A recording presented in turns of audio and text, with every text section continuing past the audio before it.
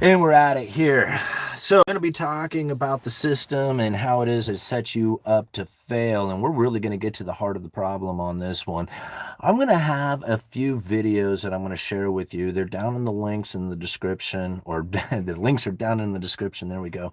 These are to some posts on X, but they are really telling of our current situation. And when you really think about some of the underlying economic forces that I have tried to share on this channel for quite some time, it really gives you a much better understanding of the situation we now face. The frustrations and the aggravations and the desperate, almost like the desperate attitude that a lot of people have about the economy, it's really telling about the inequality that we are now experiencing. Ever increasing amounts of new money separates the rich from the poor.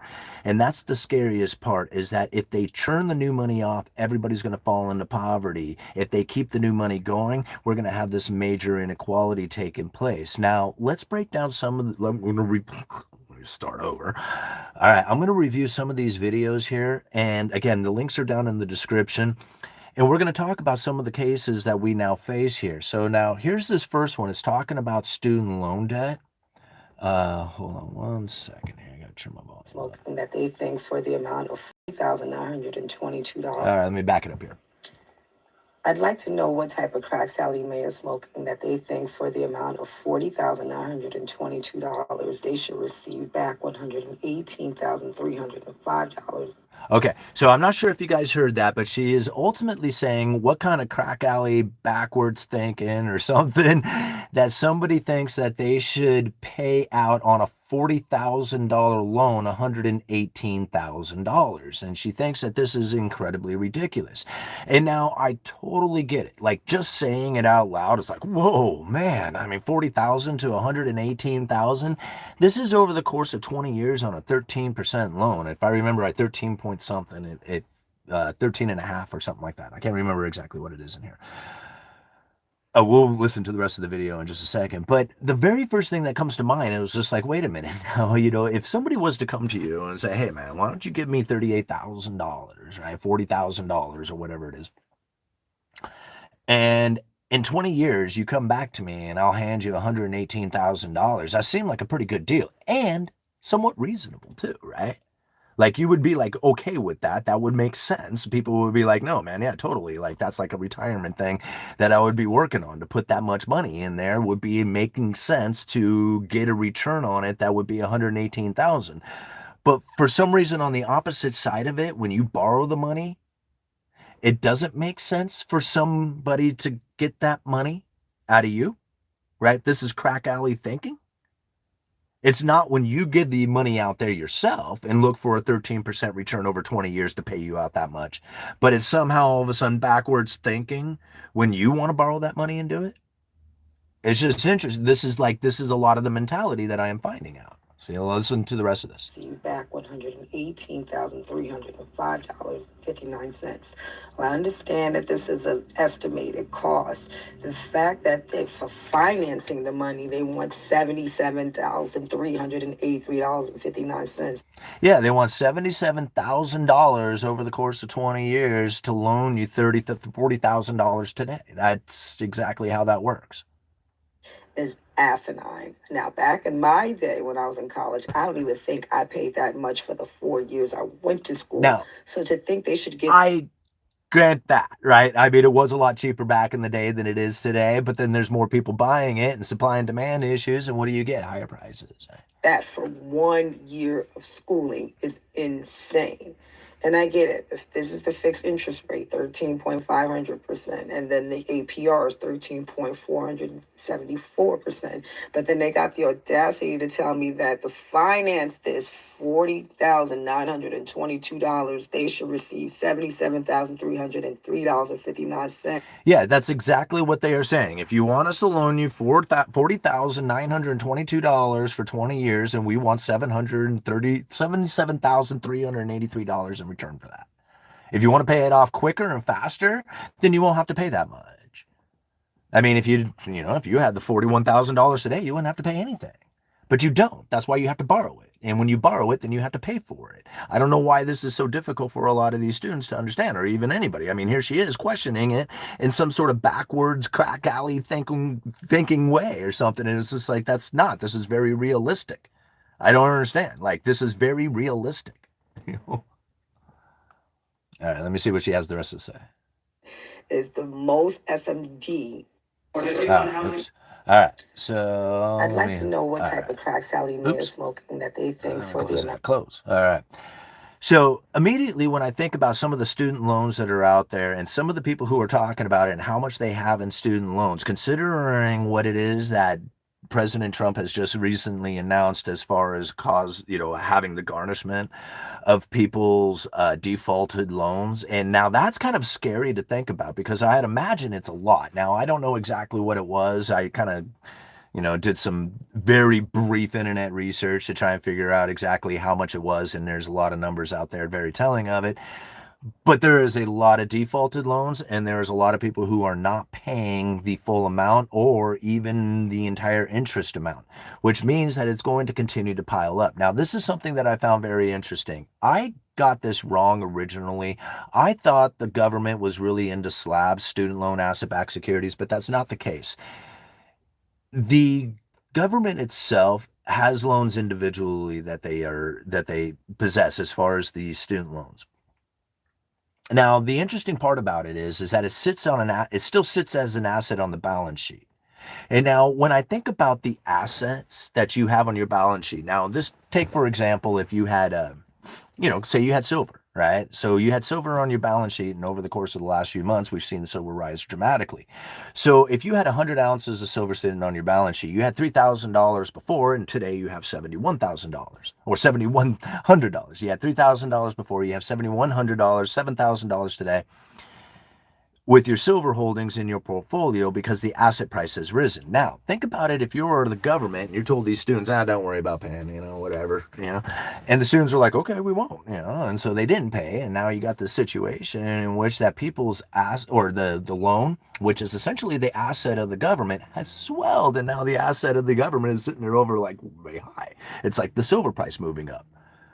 Isn't that if they told these students, it was just like, dude, we are going to totally garnish your wages in the future with a massive interest rate payment on a big old principal on a loan if you don't pay this thing, and be scared.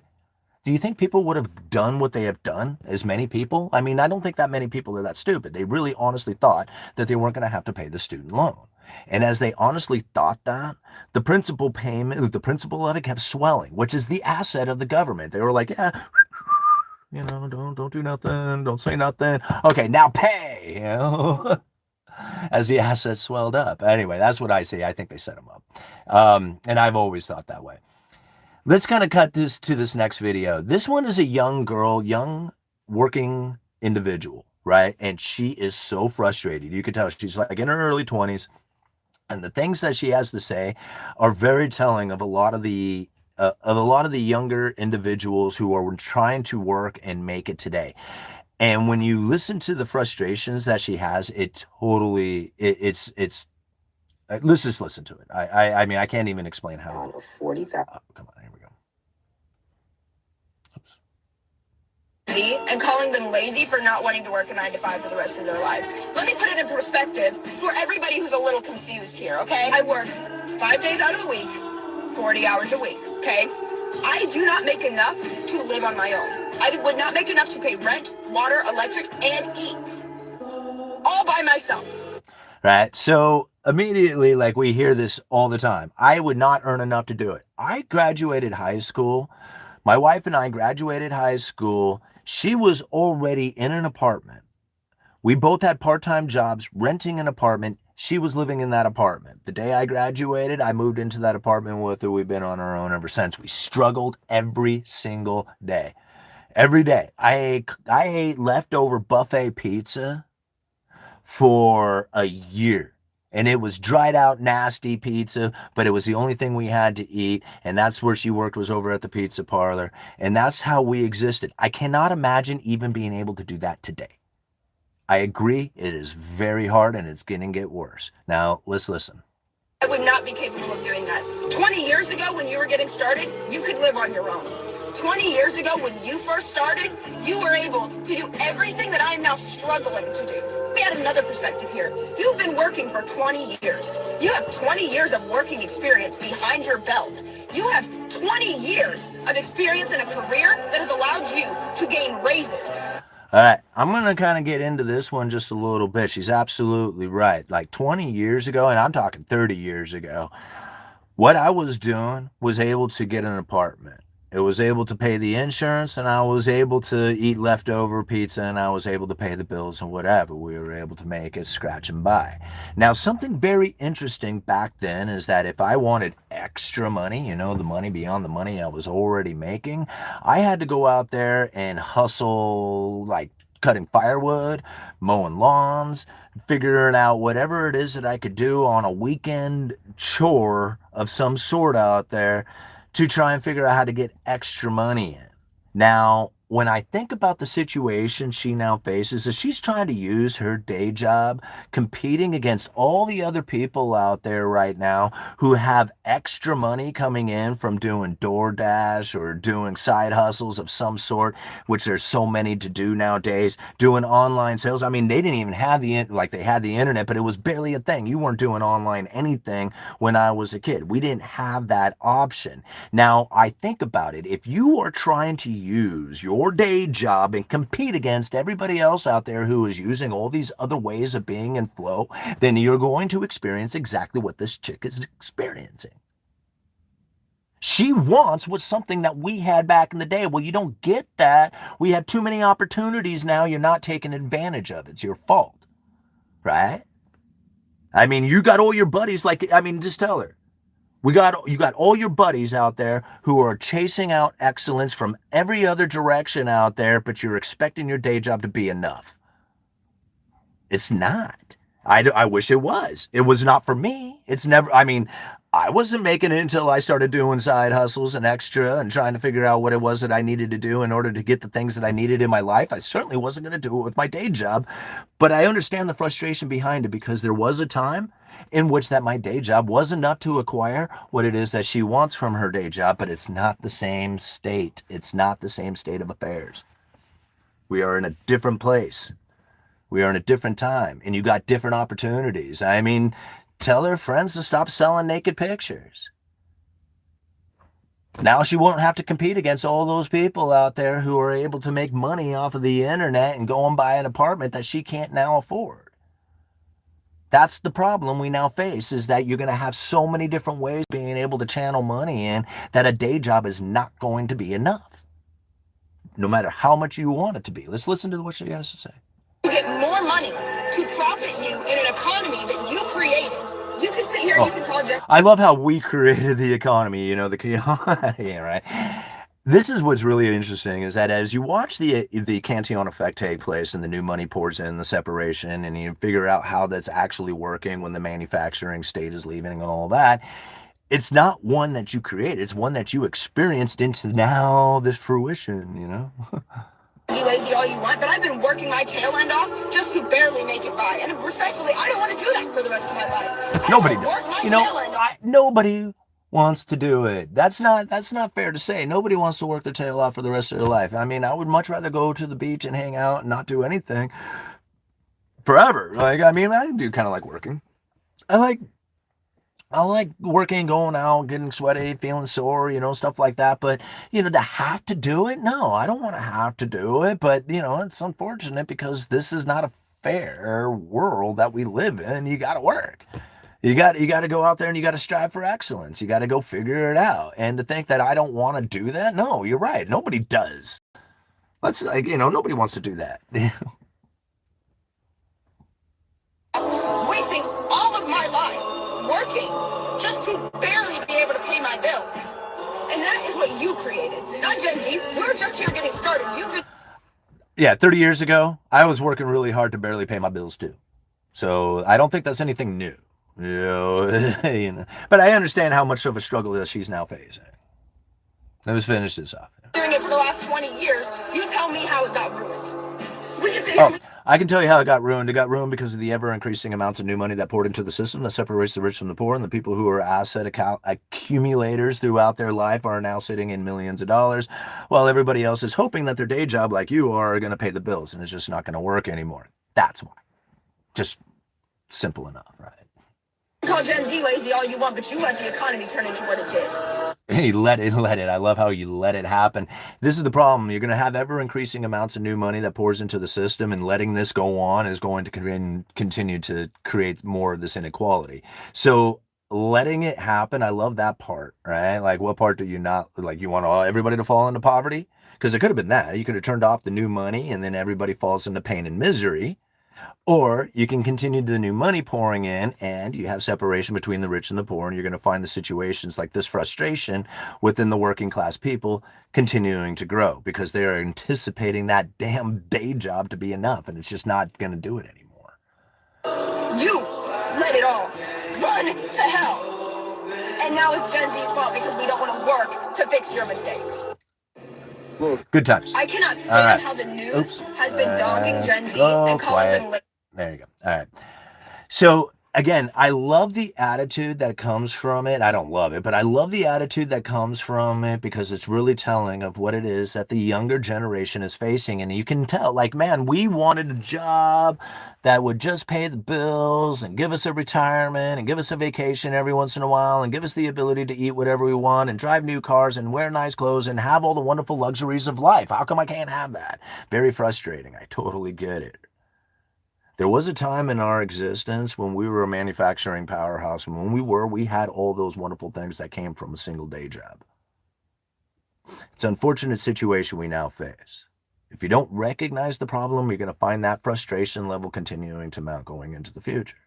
Like, I anticipate that out of the younger generation because they're promised that, right? They're like, hey, go to work, go work real hard, and with this day job, you're able to provide for yourself. They're not. I mean, we could barely do it when I was a kid. I mean, I did, but I had to live off a cardboard pizza. And then, considering what it is that we now face, come on. Why is that? There we go. And considering what we now face today within the ideas of the inequality that is happening in ever-increasing amounts of new money, I can only imagine, again, that frustration level is going to continue to rise. All right, here's another one. This is like, that's from like the like, say, from the poor mindset sort of view, like, hey, we're young, we're trying to figure out what it is that we need to do, and you guys, you're at fault, you're responsible for this. Now, here's from the opposite side of things, right? This is coming from Kevin O'Leary. Lazy for not wanting to work a 9 to 5 for the rest of their lives. Let me put it in perspective. Nobody wants to listen to you anymore. All right. Housing costs rapidly outpacing wage growth. Can they do anything? What should they do? Housing's really tough. It's really tough because you got so many elements. Here's what I love about this right away is just like, they do not, never, ever have I heard rich people talk about how they are the problem as they concentrate their wealth. Right? They will not. They will think about all kinds of other reasons, but they will never hit down to the heart of the problem, which is, when you have access to that new money, you're going to buy into assets. Property ownership is definitely the key within Cantillon's essay as far as the people who live independently of the state. There's capitalist, right? The asset buyers, the people who are lending into this system and getting a return off of it. And then there's the property owners. And now when you have a bunch of rich people who are become property owners and they're like, well, I'm sorry, the working class can no longer become property owners. Maybe we can think of strategies to figure out how it is that you can do that, considering that this inequality has now made it such a dramatic difference in your ability to acquire the house comparatively to what it was in the past. Is there anything that we could possibly do as rich people to try and solve this problem? Let's listen. Start from the top. Mortgage rates, 2 rate cuts, 25 basis points each, hasn't made a dent in the mortgage markets because these are longer term, 5, 7, 10-year, whatever. And so rates haven't really moved because people are concerned about that 3% inflation rate. That's number one. Number two, there's not a lot of freedom yet. Housing is very local. So let's just take California, massive market. Oops. Regulatory environment is still very punitive. All those burned down houses, very tough to rebuild on them right now. So you got to change regulation. And So again, like, you know, regulation and all this other stuff, that's the problem. Like, okay, I'm going to explain it one more time. People who are industrious acquire property. If you're an industrious nation who is building the world's greatest stuff and sending that stuff out there to the world, and the world is sending you their gold, it gives room for a lot of property ownership. The more we move into a debt-based fiat currency based on consumption, then the inequality is driven so dramatically that really the only people who can be property owners are the people who have first access to the money at the top of the game. You can see it happening now. The average working class individual doesn't even have an opportunity to buy a house anymore, right? And he's dancing around the question. He's like, oh man, well, you know, regulations, interest rates, and it was like, well, bro, you ever think new money coming in and you guys concentrating it? Say it, just say it. No? Okay, what else do you have for an excuse? And you got a really nasty little problem right now. Really Softwood nasty. lumber input cost. Nasty little problem. Softwood, hold on, let's back this up. Softwood problem? Wait. And then you got a really nasty little problem right now. Softwood lumber input costs. No deal with Canada yet. Bro, lumber's about as cheap as it's ever been, right? I've been selling lumber for 20 years plus.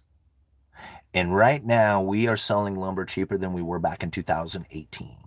Before COVID, before all the crap went down, before all the price hikes and everything else, lumber input cost is not an issue.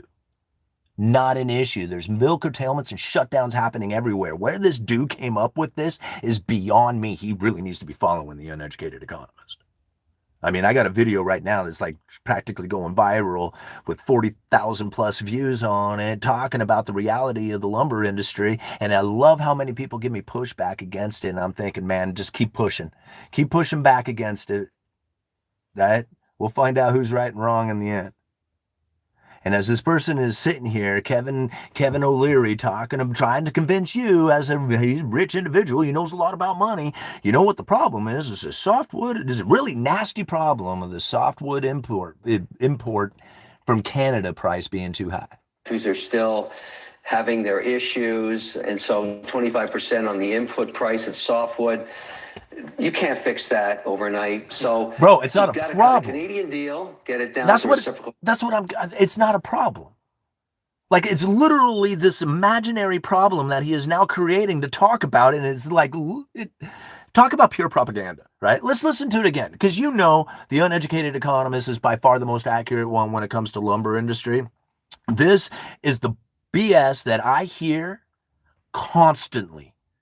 It is so inaccurate. And by being this essentially big name person when it comes to understanding the economy and money, and he's out here on the news spreading this misinformation like a fool. It is so sad to see. This is the reason why people are so frustrated now, including myself, I guess. Let me chill. Chill. All right, let's listen to it again.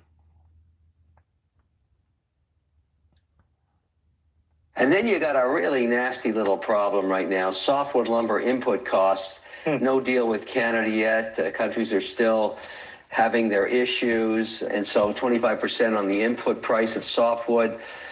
You can't fix that overnight. So you got to cut a Canadian lamest deal, thing I've ever heard. Get it down to a reciprocal rate, maybe 8% or something on softwood. No. That is the lamest thing I have ever heard. I have never heard such misinformation, propagandized information ever as much as that was right there. 15 seconds of pure BS. I don't know what you do with California. I mean, they just don't care. I mean, it's one of the worst managed states. I hate to say that, but it's going to take decades to rebuild that place because the regulatory burden is brutal. All right. I'm going to rant about something for 2 minutes. Oh, no, you're not. That's fine. But Why I think is a lot it of you so can hard to relate turn this. off? There we go. Okay. So here we like, who are very frustrated with the current situation, knowing that their day job isn't enough to cut it anymore. And I totally get it, because there was a time when it was, and I was there. I used to do it myself, right? And I totally get it nowadays. That's probably not possible with your average day job. But then you also have to understand that there's a lot more going on out there for you to acquire money. And considering all your friends are out there doing that, then you probably have to compete against all those people who are chasing that excellence, and then go and get that extra money so that they can buy the apartment, the car, the insurance, and all the other stuff that you're struggling with. Knowing that's the case gives you a lot better idea of how it is that you're supposed to handle yourself as this young worker, right? And then on the opposite side of that, here we got O'Leary, Kevin O'Leary, who is literally like so confused on housing that he thinks, well, maybe if we make lumber cheaper, and doesn't obviously know that lumber is about as cheap as it gets, right? And therefore has no idea on what it is that he can offer up as far as his insight to solve the problem of inequality that's happening within the property ownership, not knowing that he needs to really say it out loud, that it's the concentration of wealth. That's what's happening. The young people aren't going to be able to go and work their ass off in order to acquire the down payment to buy that house. Even if they could have the down payment, somebody gave it to them, they're not earning enough to make the payment on the elevated interest rates. I get that part. But even if they did lower the interest rates, the elevated pricing probably would still have them priced out. They're literally priced out of the game because of the concentration of it. And it's happened because, again, the manufacturing state that we once had here in the United States that produced all the world's greatest stuff and had that new money coming closer to the people themselves. As time went on, we elevated our standard of living, then we started finding that new money was leaving the system, right? This is that starts concentrating the wealth into the people who have first access to it, but then it trickles into the system through the consumption of foreign products. That's money leaving the system. It's going through this cycle that now has people who have the money, who have first access to the money. They buy the foreign production. It's advantageous for everybody there, and it's advantageous for the people who first start selling those products. But as it starts to trickle through this retail system that we have, the people at the end of the line, us, who are then selling those goods and services to each other, essentially are getting the scraps at the end of the line. And this is how that inequality really takes place. If we were a manufacturing powerhouse, we wouldn't be experiencing any of this stuff. But it's much different. And the problem that we are going to face is that, as the problem like this young worker who at the beginning of this video was saying, it's hard to make it nowadays. You're finding more and more people falling into homelessness. They can't get a house. They can't even afford it. Here she is. She's probably relying on her parents or maybe roommates or something like that, which is probably going to be the case, if not more, into the future, right? And then what we were finding is people falling into homelessness. And now we want to blame politics for it. And I love the idea of blaming politics for it because it's such a great debate. But the reality of the situation is inequality. That's what's happening here. If your day job isn't enough to cut it and you're living in your car, eventually you're going to give up. Right? You don't want to do it anymore. And this is the unfortunate circumstances that a lot of people are now facing. But listen to this. So I'm a cop. Dollars in Los Angeles alone last year to combat homelessness. You want to know where that money went? That money went to these trash nonprofits who have a bunch of executives making $500,000 a year. You're working for a nonprofit dealing with homelessness. That's my money. That's my parents' money. Okay? That is the hard-working people of California, all the hard-working paying people, incredibly high taxes that go to what? So yeah, I'm sick of it. All right. All that money is the reason. You can blame all the politics and everything that you want to blame as far as the reasoning behind it. Those symptoms would not be there if it wasn't for the ever-increasing amounts of new money. This is California. You got oil and agriculture and ports and everything else. Hollywood. Money galore is in California. Do you not think that there would be some major separation between the rich and the poor? Major inequality? And as a result of that is homelessness. Now, you can blame all the crap out there, and I totally get it. I would too, if I didn't recognize it as ever-increasing amounts of new money separating the rich from the poor. And when you think about it, once you fall into that deep depression of like desperate, no possessions, no way of making it, Tell me, you wouldn't want to cover that up with drugs and alcohol. That's that's the unfortunate circumstances of ever increasing amounts of new money. But we can blame whatever you want. But what you're blaming are symptoms. Those things would not exist if it didn't have the massive amounts of new money that poured into the system that separated the rich from the poor. Let me back it up here a little bit again. Bunch of executives making $500,000 a year. See, and this is what I find funny about it, is like all these men with all this money, like here, Oregon, like I live in Oregon. This is California she's talking about. I live in Oregon. They dumped like $700 million into trying to combat homeless. And I'm like, do you not realize that when you do that, you are going to create even more homelessness, and it's going to be this major inequality that happens. $700 million being dumped into it? Holy moly, man. Talk about like, just kind of just driving the wedge of inequality. Ever increasing amounts of new money. I know maybe we can throw more new money at it. No, that didn't work. Maybe if it was ever increasing amounts of more new money that came into the system, maybe we would solve the homelessness problem. Does anybody get that? Am I the only one out here who is so adamant about studying Cantillon's essay on economic theory that talks about how it is that ever-increasing amounts of new money that comes into the system separates the rich from the poor and drives this inequality? Am I the only one who sees it right? Like, I understand the problems that people face, and they can point at a particular politician or its law or something and say, aha, look at that. And I'll be like, that thing wouldn't even exist if it wasn't for the fact that all this new money is here. That is a symptom of the problem. The heart of the problem is new money. New money constantly pouring into the system.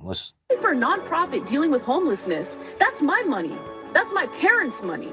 Okay? That is the hardworking people of California paying incredibly high taxes that go to what? So yeah, I'm sick of it. And honestly, just experiencing what I've seen on the ground in California has made me question a lot about left-wing ideology. Wow. Well, this holiday season, you and your neighbor could be shopping for the exact same item. Come on, quiet, gosh. Oh, man, it's so sad to see it. But it's also very, how do I put it? It gives me a lot of confidence in the understanding of what it is that I see out there and how it is that I am positioning myself. Because when I look at things like this and I think, that's my money, that's her money, that's tax money, that's all this money, and I'm like, I think that maybe might be the problem. Just saying, you want to all complain about, about all this new money that's coming into the system, and you want to all be mad about the liberal politics and the conservative greed and all the other stuff that goes with it. And then you ever think about, maybe the underlying force of inequality that is driven anytime you ever bring in new money? That's really what ended up happening here. All right. I got one more here because I got two more. But this one is really good because people have asked me all the time, it's just like, what do you think is going to happen in the future? And I think, honestly, it's going to be the force feeding of money into the lesser household incomes, right? And so trying to prevent the falling away, they're not going to stop the top from moving up. They're in charge. They're not going to do anything that prevents them from making more money. Never in the world is that going to happen. And all the idea of voting for that to take place, that's a real fun story, but it ain't going to take place. It is not going to happen. What is going to happen is they're going to figure out a way to talk to you in a way that's maybe we can help you out. But they're going to do whatever it is that they can do in order to acquire more and a higher wealth, right?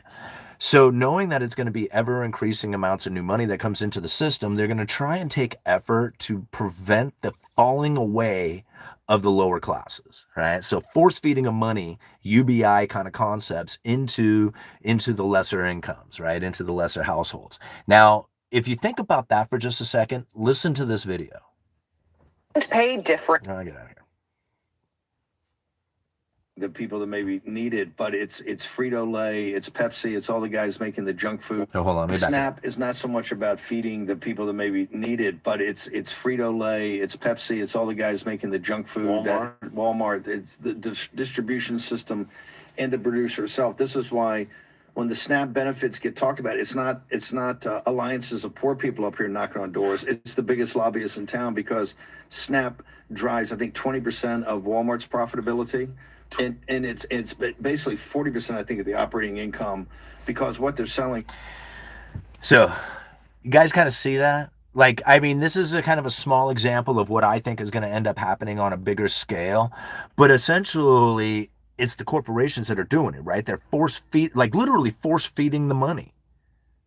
Like, I mean, like in the SNAP program, like force feeding the money into these people, and it's a major part of their profit. So in order to keep the system going, they are going to have to force feed money into the lower income household incomes, right?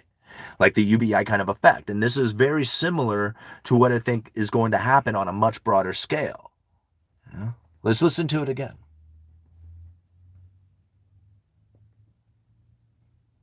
SNAP is not so much about feeding the people that maybe need it, but it's Frito-Lay, it's Pepsi, it's all the guys making the junk food. Walmart. It's the right. It's junk. It's like crap.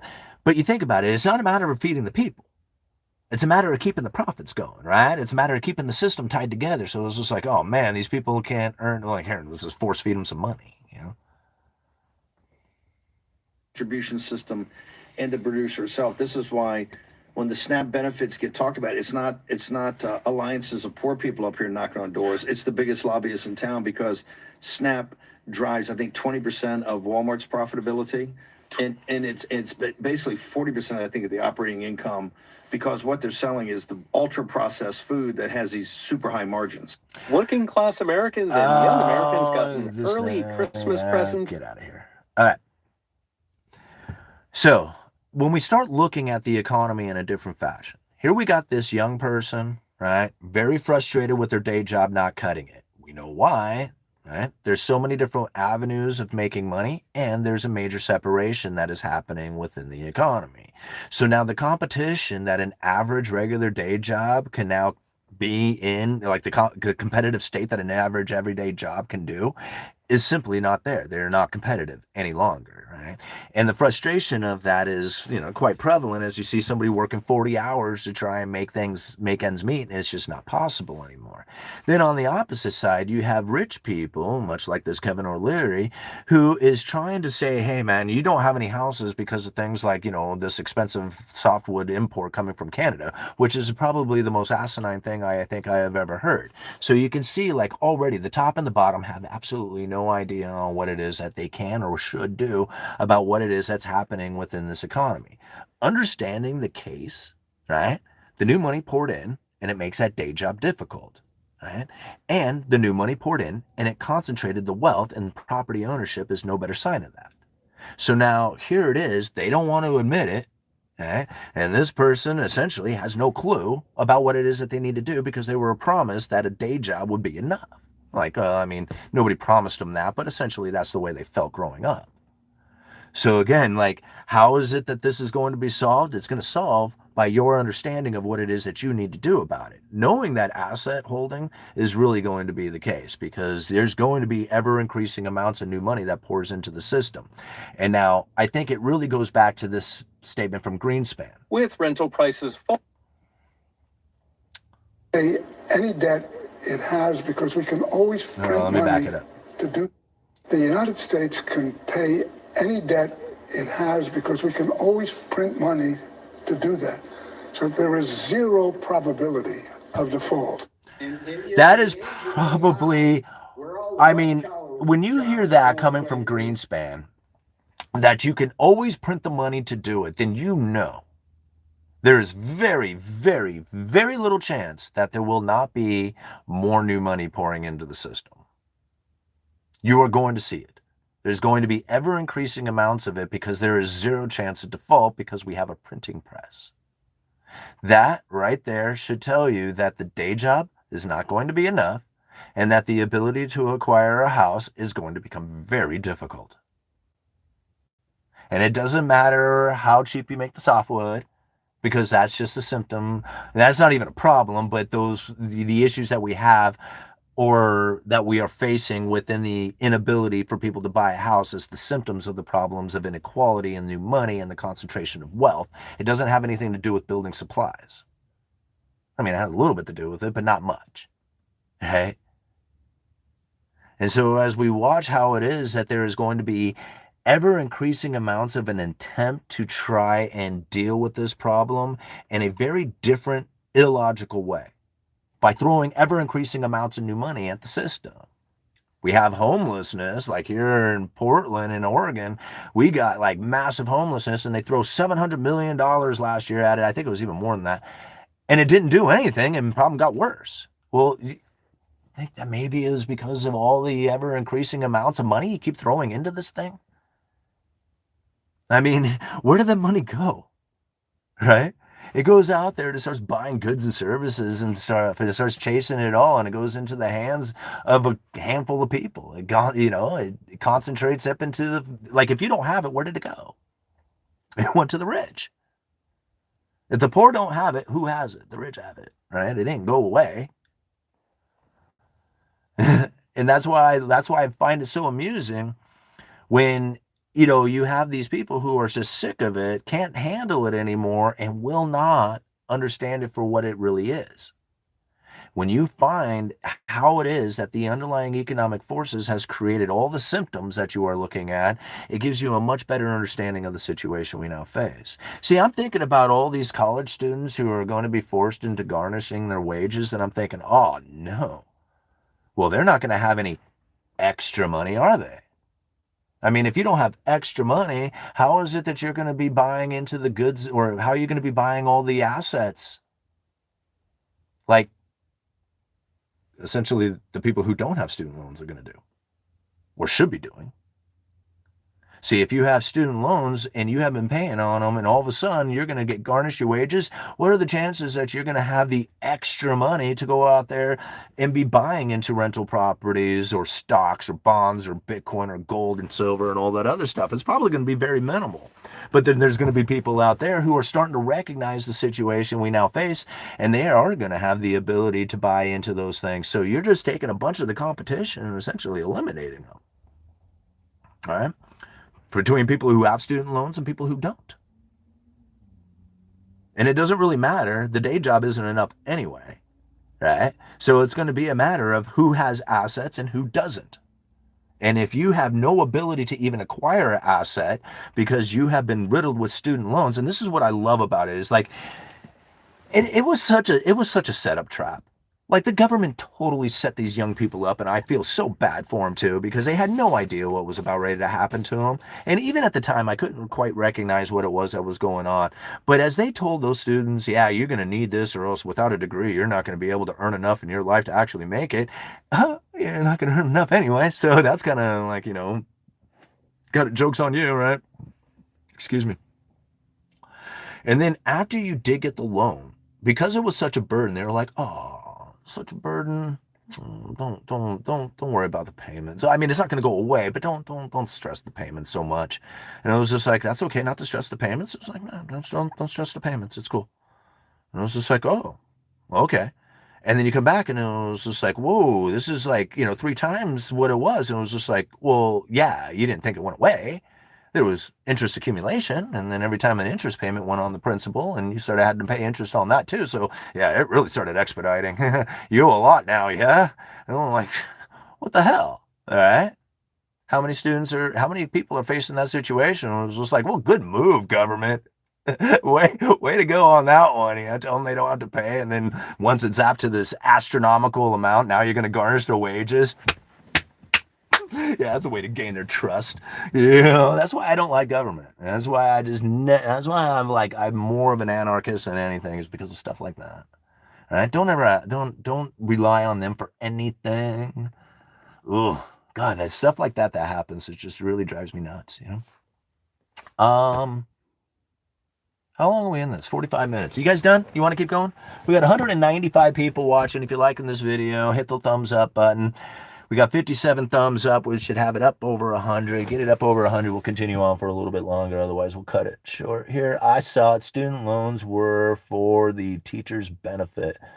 No, I really honestly think it was exactly what it is that I am saying, is that the government needed an asset on their balance sheet, and they used student loans to do it. They're like every single person who signed their signature created an asset that sat on the balance sheet of the government, and it kept increasing and kept going up, and it kept going up in value. Right? Now, it's not necessarily value, but that's, number value anyway, as these interest payments continue to accumulate on top of it. Like, it was a setup, it was a trap, right? And I don't think that was for the teacher's benefit. I think that was for the government's benefit to have an asset that would continuously grow. And now here it is. You're going to time to pay the piper. Talk about being set up. Obama set that up for Trump to take advantage of. That's why I keep saying it. Every administration sets it up for the next administration to take advantage of. Oh, we would never do it. Right? Well, yeah, you won't, but the next one will, bro. You can't say that you won't. It's like you're not going to be here pretty soon. All right. Did Simon ever get his silver back that he loaned out for the truck? Yeah, raw 2530, I did. And I actually got it back a lot faster than I had even anticipated. I did, however, let 4 10-ounce bars go. I only bought back 6 of them, 6 of those 10-ounce bars. Now, a buddy of mine, he just had come into some money, and he really wanted to diversify into, 401k and buying into stuff. And I said, dude, if you don't own any silver, you should get some. He said, great. How about you let me buy one of those 10-ounce bars? I said, no problem. He ended up buying 2 of those 10-ounce bars. And then another buddy there at work, he ended up buying one of the 10-ounce bars for his kid. And then the guy who I did the deal with, he asked to keep one of the 10-ounce bars. So I ended up buying 6 of them back, right?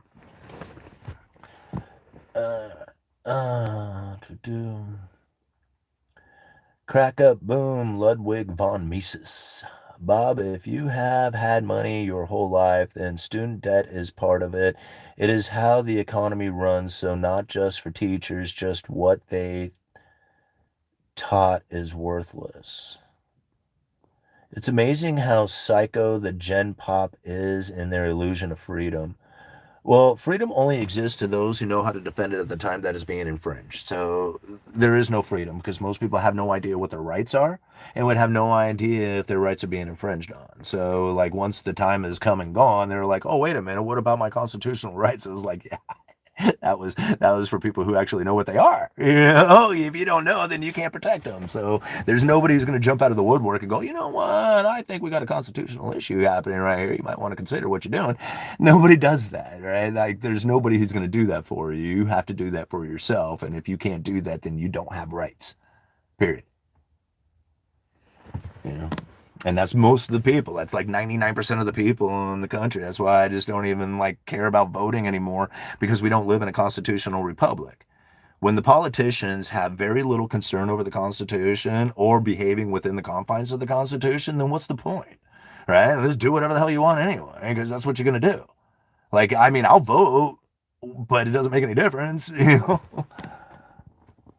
Yeah. It all inevitable ends in pain and misery. End pain and misery. Isn't that the end of the Cantillon story? Yes, but it's when the new money turns off. See, it all ends in pain and misery when the new money turns off. How long can the new money stay on? You go into digital assets, tokenized dollars, negative interest rates, UBI. Who knows how long they can carry the system on for? And then when the money does turn off, and it will at some point, everybody falls into pain and misery. But how far can they carry the game? If you were to ask me, 20 years ago, how much longer does the dollar have? And I would have been like, dude, it's going to be over in 5, 6, 7 years or whatever. Here it is, and it's still going. I'm like, okay, let's rethink this again, because obviously that wasn't right. And so when I think about what it is that, the powers that be are attempting to do, and this is really where I think a lot of times people fall victim to feeling like they are subject to the system instead of understanding what it is that they can do to be in control of their life inside of this system.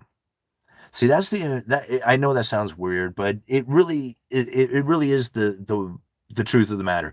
If you can exit yourself out of the system and go live in the woods somewhere and just totally be content up there, just think about it. Do you really need any kind of government to actually exist? No. The more that you want security from the government, then you start giving up that freedom. Because if you're living up in the woods all by yourself with nothing around you, then you got ultimate freedom. You can do whatever the hell you want, right? There ain't nobody around to tell you you can't. There's not a whole lot to do. There's not a whole lot to do. You can sit there by yourself and do whatever you want.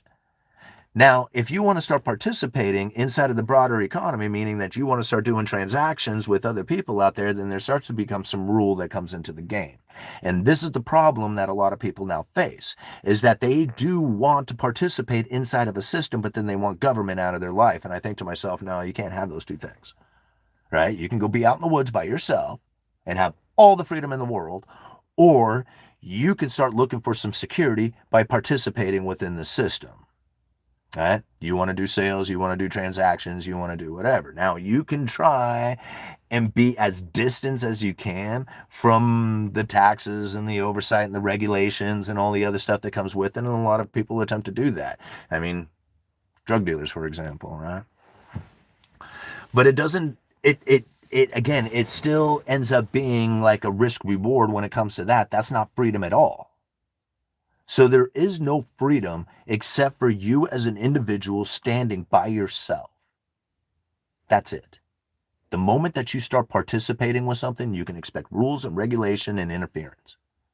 Now, how do you deal with that? That's the important part. Like, how is it that you can conduct yourself in such a way that says, yes, I do have to participate in the system, but I can limit myself to how much I actually do. And then when I do step in and out of it, I know exactly what it is that I'm stepping in and out of. That's hard. A lot of people, they're so blown away by that idea. They're like, what is it? Whatever. You try working without a driver's license or something. I get it, right? I participate inside of paying my insurance and a driver's license and stuff like that. But I also understand that I have a constitutional right to bear arms. I don't ask for permission. I don't ask for permission in any way, shape, or form. Right? Luckily, I live in a really safe area. Like, Astoria is pretty damn, like, the mean streets of Astoria really doesn't need to be packing heat. Just saying, right? The mean streets of Astoria is pretty tame.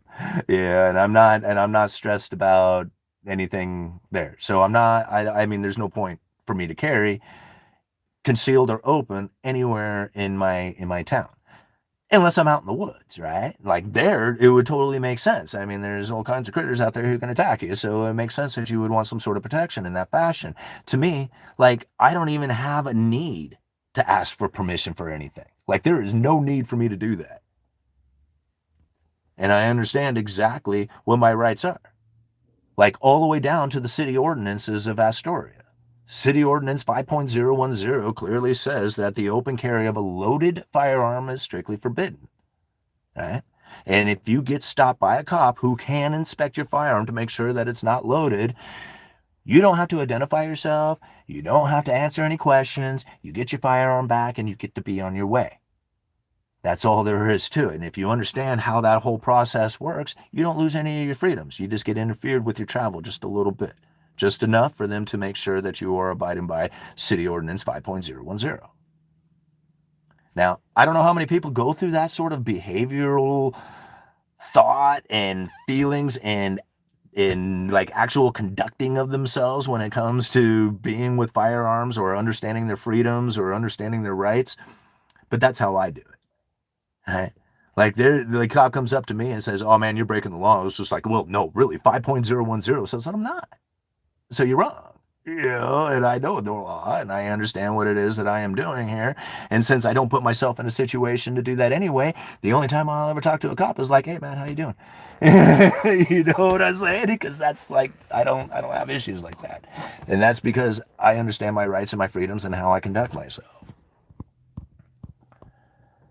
I mean, if I lived in a different dangerous area, I would have a whole different attitude about things. All right? But I don't. So, like, that's lucky for me. So you ask permission. I carry everywhere regardless. We are not the same. Well, here's the thing. If you have a permit, if you have a concealed weapons permit, what did you just do? You asked for a permission. By asking for permission, what did you also admit to? I don't have a right. You have a right. You already have the right to do it. You just relinquished the right for permission.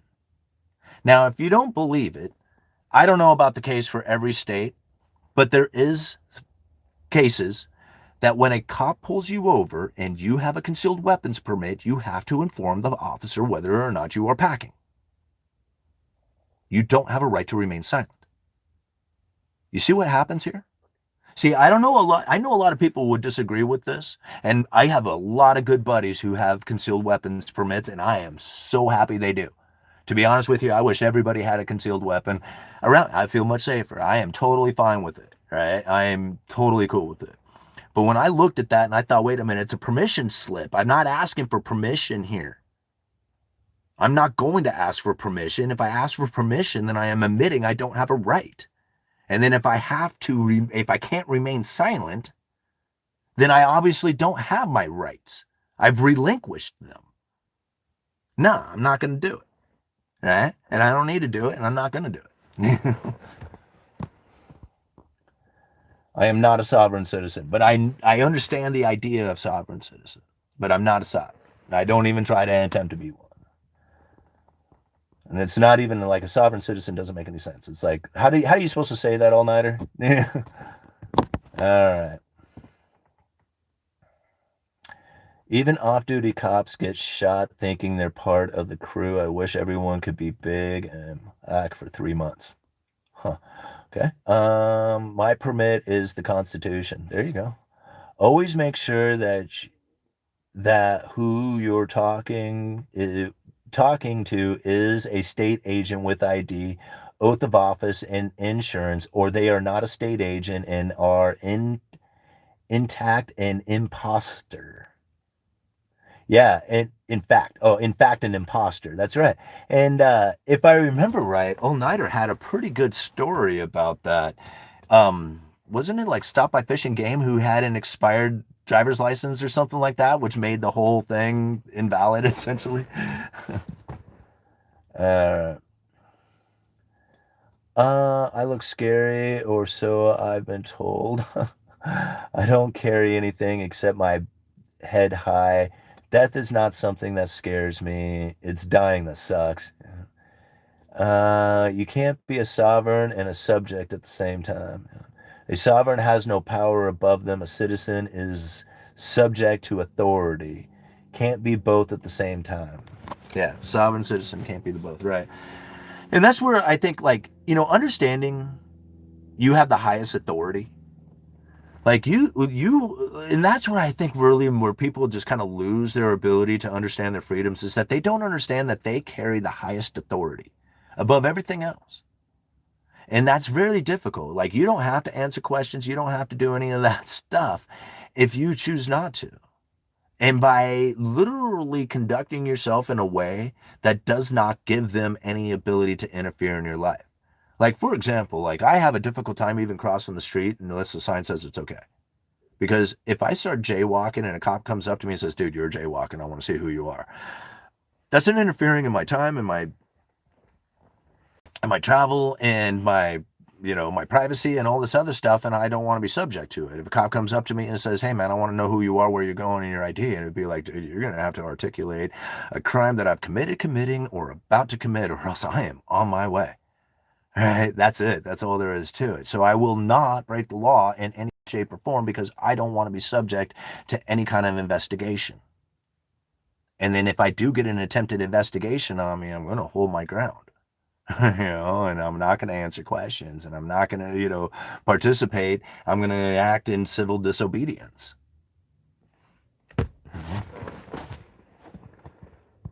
All right. Bitcoin is the only sovereign option we have today. This is what the Bible is able. He walked on water. Gold fringe around flag means maritime law. All courts are maritime courtrooms. You don't have to show ID in a vehicle stop in many states, though. Generally, I mean, I don't know, maybe. I mean, but from what I understand, most vehicle stops require identification. How else is they, supposed to know who the hell they're talking to? I mean, of course, I got stopped by a cop one time, and he didn't even really walk up to the car. He just got out. He's like, I'm just telling you, you got your brake light out. And I'm like, oh, cool. And he's like, all right. That was it. I'm like, okay. The only, the only recourse to having a right violated is to record and have the transgressor held accountable by the law at the later date. Yeah, that's essentially it. It's better just not be in there, right? I won't even speak to the police unless I ever need them. I will talk to the cops every single time. I have no problems talking to the police officers. I just don't want to talk to them if I'm being investigated. And since I never have been well, I shouldn't say that. Since I don't get investigated for anything, then I don't have any problems talking to the police. Like I have no problems at all. What city this guy in? I am in the mean streets of Astoria, Oregon. It's kind of cool growing up here because it wasn't as, like, I don't know how to even call it, like, affluent as it is now, And it's fun watching the city change, but it's really sad too, going from a working class, kind of position to. You guys headed out? Yeah, we're going in the kennel. All right, cool. I think I heard her scream though. You want to say hi to the crew? It's Mom. Merry Christmas!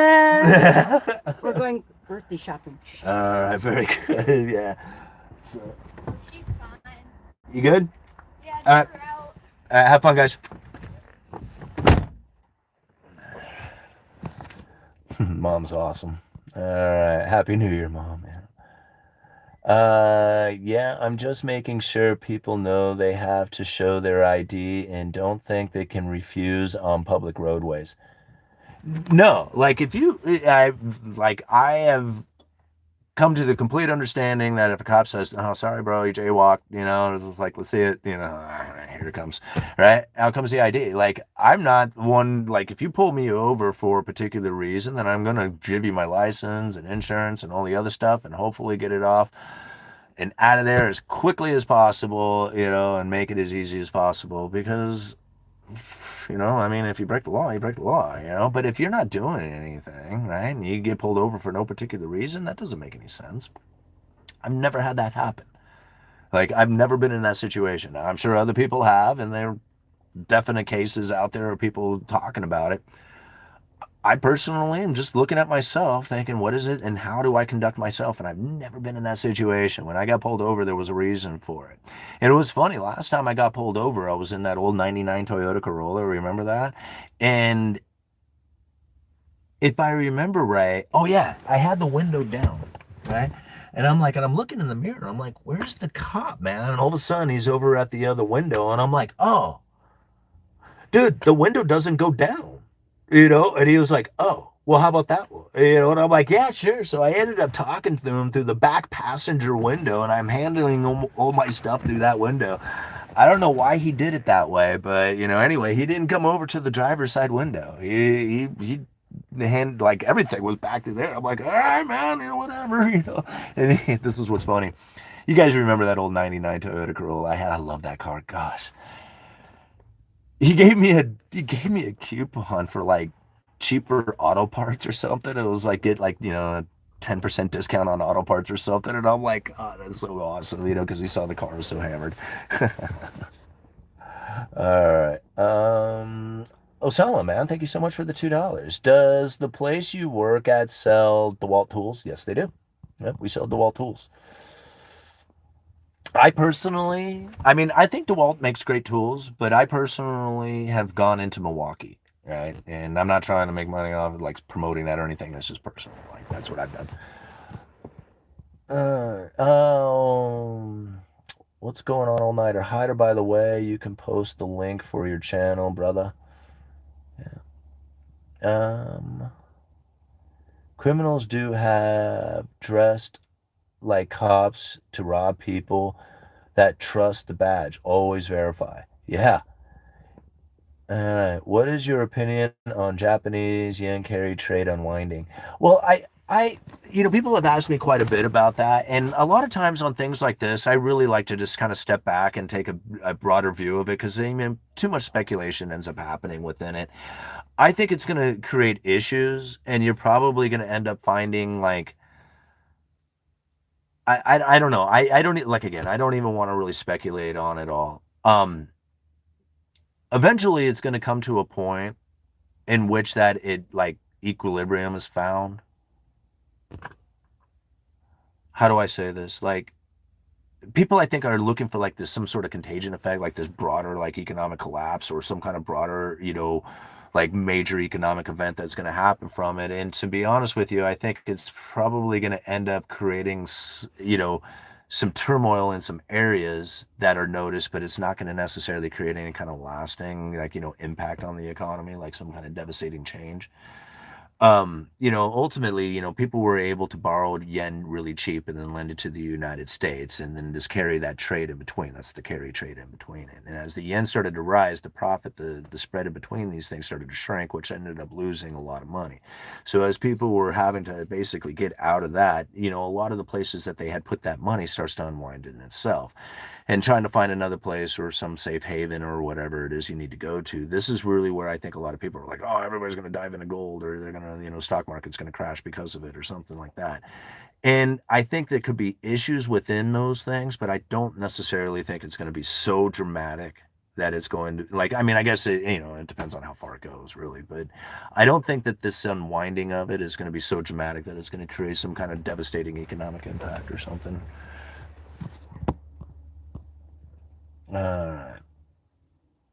I feel so bad for those truck drivers, those tool companies hire. Things need to happen before people know about them for them to work. Snap-on is objectively not junk. All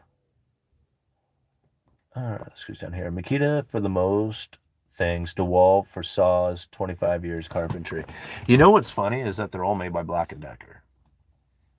You know that? Not Milwaukee, but the rest of them are. Portacable, DeWalt, Makita, they're all Black & Decker made. And that's what's funny about it. They're definitely different tools. They don't necessarily operate the same or anything like that. Like, they have their features to it. And some of them have different, higher quality to it than others. For example, Skill doesn't make anything that's decent except the worm drive saw, which is absolutely the powerhouse of all saws. Like, I don't care if anybody has any kind of circular saw. If you have a Mag 77, you got, or maybe the Bosch, version of it, which is essentially the same saw. It's just more magnesium casing and stuff. But they're essentially the exact same saw with the same motor, same trigger, same build, everything else went with it. That Mag 77 is by far the best carpentry framing saw that you could ever possibly have. And anything else is garbage comparatively, right? It just really is. A corded Mag 77 will absolutely outperform everything else. Now, that being said, everything else that they make sucks. Literally sucks. It's terrible stuff, and I don't know why, but that one particular tool absolutely dominates. Right? When it comes to Sawzall, like Milwaukee, their Sawzall, there's really nothing else that competes. The Whole Hog, the Milwaukee Whole Hog, their Sawzall, these things are just fabulous tools. Very, very difficult to compete against those things, when it comes to the other ones. Framing nailers. It used to be Hitachi, the NR77. That thing was again, the workhorse of framing nailers. But now they moved to this Metabo. And it's essentially the same gun, just a little different. But all the rest of them, they just don't even compare. They're not, they work great. There's nothing wrong with them. But when it comes to performance, there's really nothing that competes against them, So there's a few tools from these different companies out there that absolutely outperform the other ones. And you just have to kind of pick it. When somebody says, oh, I just stick with this one particular tool and that's it, I would do that if it was like the battery operated thing, like all my cordless tools happen to be one particular brand, then I would stick to that because it makes sense, right? All the tools have to operate off of the same power source. But when it comes to corded tools or corded operations, I would very much, like, I'm not brand specific, if it's the better tool, I would definitely go for it. You named all the best. Yeah, it's because I've been in this game a long time. When people are trying to tell me how it is in this game, it's just like it's going to be hard to pull it over on me because I've been doing this for 30 plus years, right? And not just doing it for 30 plus years, but doing it 30 plus years with boots on the ground. Like I framed, I sold, I put together, I distributed, I do all the other stuff. Like, there's really no part of that I didn't actually do. Maybe up into the higher end, like working at a mill itself or working up in maybe the management level of, the distribution networks or something. I haven't done any of that stuff, but all the boots on the ground things, I've done most of that stuff. And so, like, when somebody was arguing with me about it's called sheeting and not sheathing, and I'm like, okay, brother, listen, I get it, man. In your area, you call it sheeting. It's actually sheathing because it's the sheathing of the house. But that's cool. We're not going to argue about it, and the shear rate and how all that stuff works. Because I've been in this game for so long, there's no way that you're going to, like, again, I had somebody, this is a funny story. I don't know why I'm stuttering here. This is a kind of a funny story. I was doing an interview for this big time, like, building consultant, and it was an interview, and I had like Weyerhaeuser there, and I had all these other big time names, like these D.H. Horton. There was somebody from D.H. Horton there. Anyway, I remember before the interview actually took place, right? It was like this roundtable discussion, and the guy was saying, "Hey, man, don't think that you have something so simple that it will go that it won't be appreciated or something." Some of these people really don't have any idea on what it is that you're talking about when it comes to building materials, and I had to explain to one of them, this is the guy telling me this. He says, I had to explain that, OSB doesn't stand for on centerboard.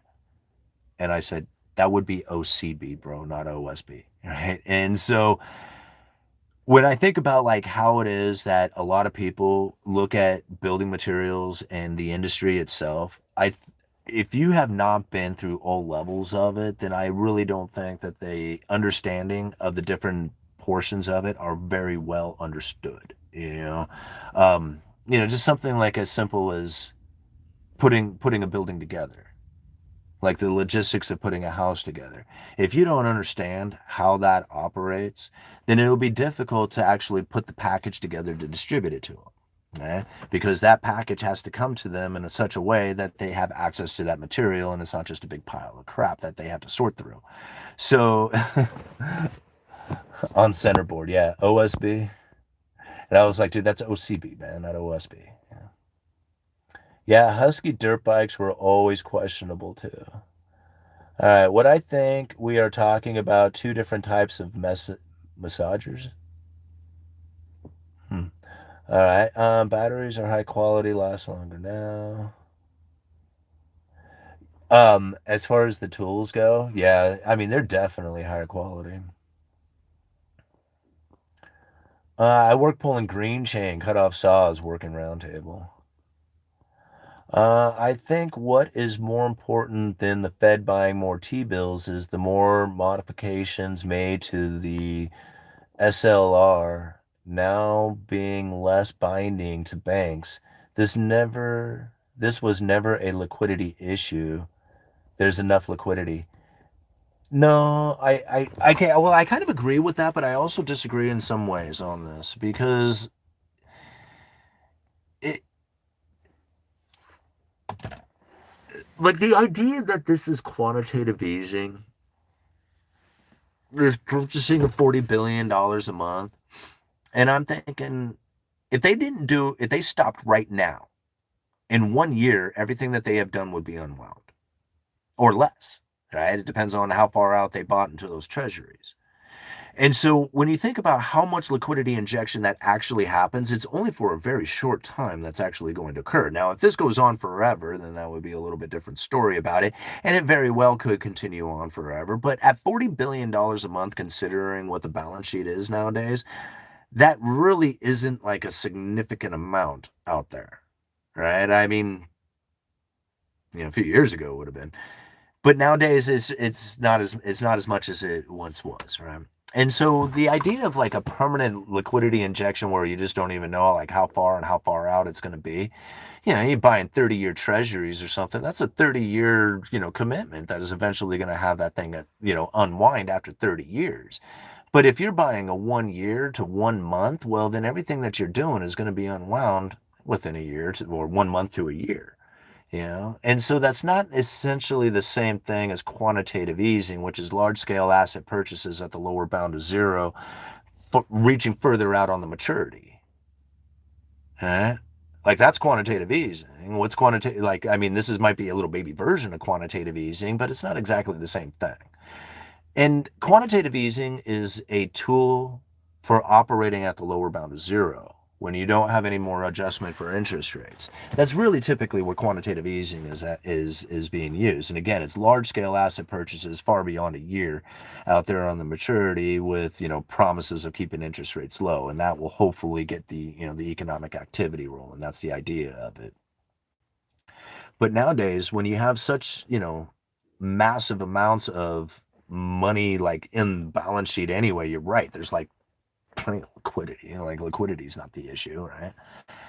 But then you have an issue inside of the ideas like how is it that we constrain the banking system enough to keep inflation down, while at the same time providing support to the unemployment, keeping support to the labor market. So now there's like this dual mandate with dual strategies. Okay. And so now here people want to look over at the banking system and the constraint that has taken place and look at all the craziness that is happening there and how it is that the Federal Reserve must be doing this because of the labor issue or something of that nature. And I look at that and I think, well, I don't know if that's so much it, as much as it is like really banking operation at massive major, balance sheet exposure or like because of the major amount of balance sheet size now, that $40 billion really, you think about it, is it that much? Or is it really just keeping the liquidity going within the banking system or keeping the constraints really when you think about the SLR being restricted or not restricted? I think like really everybody wants it to be a devastating event. Like they want to look at it and say, oh, the Federal Reserve is causing all this inflation, and they would love for people to believe that. And that's what I find very interesting about it. It's just like, well, I'm not going to believe it on purpose just because I know how much they want it. All right? And that's like literally I've gotten kind of, almost bullheaded to the point of it. But then I go and I look at some of the statements that they make, and I'm like, man, that is absolutely the case. Like, it's not just a matter of being bullheaded, it's just the truth of the matter. And so when I think, even like here recently, we have Hassett, who's been saying, oh man, the Federal Reserve needs to lower interest rates. They're way behind the curve. I mean, just look at all the other central bankers out there, and I'm like, what? That's the lamest thing I've ever heard. You don't look at the other central banks to see how it is that you conduct your own economy. That doesn't make any sense. For him to say, look at all the other central bankers out there. They're lowering their interest rates. And I'm like, dude, don't give me that. All right. That's not the way this works. And so what you are trying to do is feed people a line, much like, Kevin O'Leary is, and saying that Canadian softwood imports is causing the problem with housing. Same thing. No, it's BS. It's not right. And when you think about where it is that the Fed funds rate is in relation to the neutral interest rate, it starts really making a whole lot more sense on why it is that the economy feels a whole lot less restricted when you look at these numbers out there. I mean, what are they like, I forget what the exact number is, but the economy grew by 3% or something, like 3.5%, much more than what they had anticipated. And I'm like, well, no kidding. Right? I mean, when you got the top 20% of household incomes that are just watching their asset prices, like the value of their assets just explode, no kidding that you're going to see like, the economy growing. They're the ones who are doing all the spending anyway. But you hear like people like this young girl who were listened to earlier, she's suffering the consequences of being in a position in which that she no longer participates in the consumption. She's like essentially irrelevant. And then she's kind of upset about that, you know. I was like, I don't know what to tell you. It's just the way it is. All right. Where's my glasses here?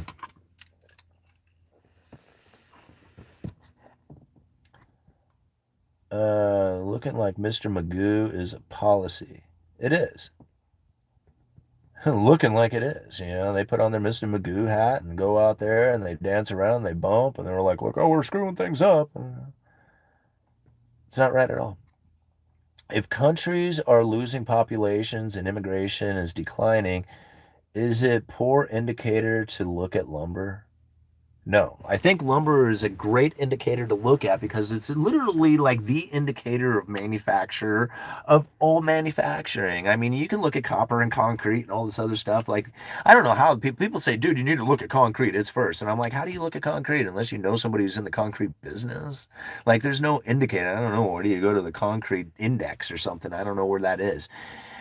So to me, you can follow lumber. It's a very telling industry of manufacturing itself. And it doesn't matter if it's manufacturing of homes or buildings or anything like that. It's just the idea of what it is that's happening within the broader economy that then starts demanding lumber, right? Because you think about it, if you have, let's say, for example, something that doesn't have anything to do with lumber. You had a car manufacturer that's kicking butt, right? They're producing millions of cars. Millions of cars and sending those cars out there to the world, and the world sent the money to these car manufacturers who then do what? Buy houses, right? They go out there and start building and buying houses, and the demand for lumber is going to be there. Now, if you look at manufacturing in this sense, like if you increase manufacturing, the people who are getting first access to that money, they are going to want to participate with building homes, right? So you can definitely see that the manufacturing can happen within lumber. And I think, honestly, you would find it there first because of crating, shipping, distribution. Lumber is going to be in demand for all kinds of things before you even get to housing. Right? It's not just housing coming after people make the money. I'm talking before you even get there. On the way there, the demand for lumber is going to be like you need wood first. You need wood first for anything, to build the factory, to build anything, right? And so once you start seeing the demand for wood increasing, you know the demand for manufacturing is probably right there with it. And that's the problem that we now face, is that manufacturing here in this country is not an easy thing to do anymore. Youth are not taking up the trades nearly as much. If you want to renovate a building, now is the time. And, you know, how can you hardly blame them? I mean, you can still make pretty decent money in a lot of areas, but, you know, even most blue collar jobs now are really like very tough to, excuse me, I got to sneeze. Oh, I'm trying to stop it. Okay. But even like most blue collar jobs now, they're just not enough. And so even if you're in the trades, like if you're in a good area working for a good company, then yeah, it's a really good, business to be in. But as time goes on, it's going to get harder and harder and harder. And you're kind of finding that to be the case now. Yeah, what chew? All right, we need wood to build skids to ship bricks of our money to other countries. Yeah, that's about it too. My dad owned a woodlot, small equipment sales and service. He always said, watch lumber, sure sign of the economy. As the bottom 80% gets worse, how would they do with bottom 80% when they're at their breaking point? That's where I'm getting at, is that the breaking point, I believe, is eventually going to come. However, the alleviation of the problem with the force feeding of money, are you really going to complain if you're getting a check? All right, so they're going to do things to try and prevent the bottom 80% from literally falling away. Oil is a good indicator. I don't think it is anymore. Like, oil is cheap, right? It's $57 a barrel right now. And that is like, even when it was running up to its high, it didn't really actually break the all-time high that was set, back in 2005 or something? It was $150 a barrel back then. And so when I think about the manipulation that is happening within that industry and the way that the industry is actually shifting, I think it's a good indicator of energy and the demand for it and stuff, but it doesn't always necessarily like show good economic indicator that a lot of people want it to be. Maybe it's just because I'm not in the oil business itself. But here it is, you got inflationary scenarios that are just pushing. Okay, let me back it up a little bit. Remember Keystone Pipeline? Whatever happened to that? What happened to Drill Baby Drill? Is there even a need for that? We're $57 a barrel and there's no concern about oil prices right now. So, like, what happened to all the stuff, right? I mean, these were major indicators of like problems that we were facing going into the economy. And I remember people were like, dude, you just don't know nothing, man, if you're not focused in on Keystone. And I'm like, in a few years, nobody's going to be talking about that. Right? Nobody's going to, like, all these things that people bring up, they all fade away. The idea, like even the idea of tariffs on Canadian lumber, I'm like, this is crap. Don't listen to this, right? And people are like, oh, dude, you really got to focus in on this is a major deal. And I'm like, it is not. And then now here, Kevin O'Leary still is pushing that idea. Earlier we were listening to that on the video. It's simply not true. It's just though it's like, to me, like those aren't the indicators that people are looking at correctly. I mean, it might be an indicator, but for Kevin O'Leary, he's looking at it completely wrong. I think oil will spike too. Data is new. Oil is going to spike hard and fast. Think of it as a rug pull. Yeah, I can imagine, like, it probably for the same reason like lumber would too, right? I mean, eventually production starts to fall. $57 a barrel, I'd imagine that the idea of producing at $57 a barrel is probably a whole lot less than producing at $100 a barrel. And so if you have producers who pull back on production at some point and, eventually cause a demand for it to increase, then, then you see the prices move up, just like anything else, supply and demand. But, I also think, like, how much going into the future are they going to really be building? Like, I know people aren't really excited about electric vehicles, but it seems to be pretty, like, clear that that's kind of the direction things are going. And then even stuff like, I don't know, like a new truck. Like, I can't imagine a new truck being something that somebody would want to purchase as a daily driver for an average guy. They're like $100,000 now, for a big old, new truck. And the cost and everything that goes into it is just so extreme. To me, like, that doesn't necessarily seem like the direction in which that people are going to be going for transportation. Like, I just can't imagine, like, there was a day, like, everybody who had an average job could go and get a truck, right? Like, everybody bought trucks. But nowadays, I just don't see that being the case. I think less and less people are going to be buying trucks, and only, like, really the concentration of wealth are going to be, those people are going to be able to buy vehicles. Everybody else is going to be ride sharing or, buying older vehicles. But that in itself, it's like you can see, like, the luxurious experience of vehicles is really starting to move up to the top of actual ownership anyway. Back, like, it was easy to own a vehicle back in the 60s and the 70s. Like, anybody could own a vehicle. You could go down to the wrecker and pick one up and then just work on it until you had it running again. And just about anybody could do that with a little bit of mechanical knowledge and just some understanding of it. You could eventually get a vehicle working right. But nowadays, you can't do that. You can't go buy, some wrecker and put it, like, I guess you could, but that's probably not going to be the case, that's how a vehicle is going to end up on the road. Like, you're going to have to be able to go out and buy a car. And these cars aren't something that are going to last. Batteries or whatever, they're not like, vehicles aren't made to be necessarily worked on by the owner of the vehicle anymore. And so with that, the vehicle becomes a luxurious experience. If you could work on it yourself, if you could go get a car and just put it together and make it work, then that's not a luxurious experience. I mean, it's pretty luxurious for you. If you can't do it before, you can now. It might be a moment of luxury, but if anybody had the ability to do that, that's not necessarily a luxurious experience. Anybody could do it.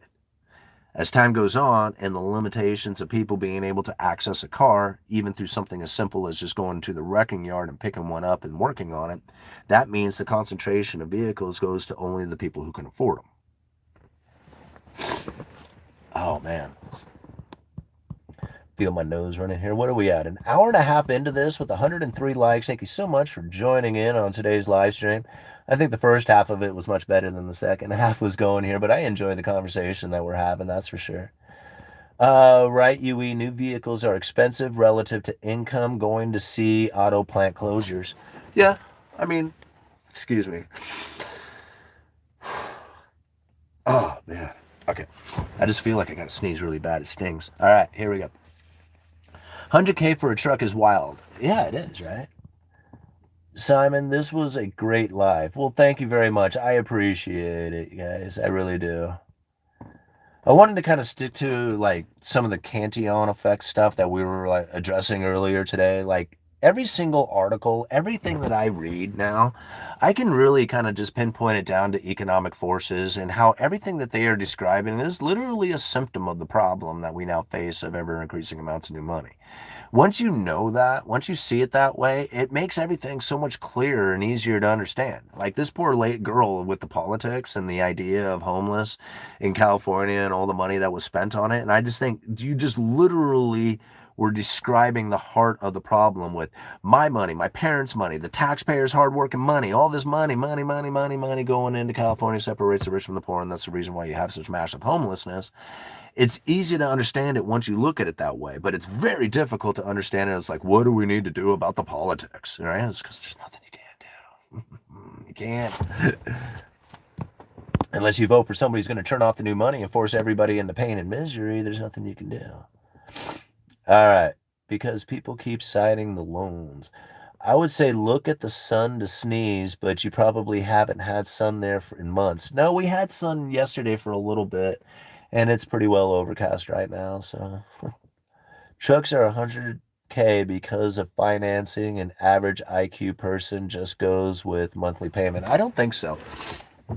You see how much technology goes into a vehicle nowadays? You don't think that that's not worth a lot of money? I mean, I don't think it's necessarily worth 100K, but the idea that it has all these computers and technologies and, you know, different things that go into it, it's not the same, like, you know, it's not like that S10 that I drive right there, right?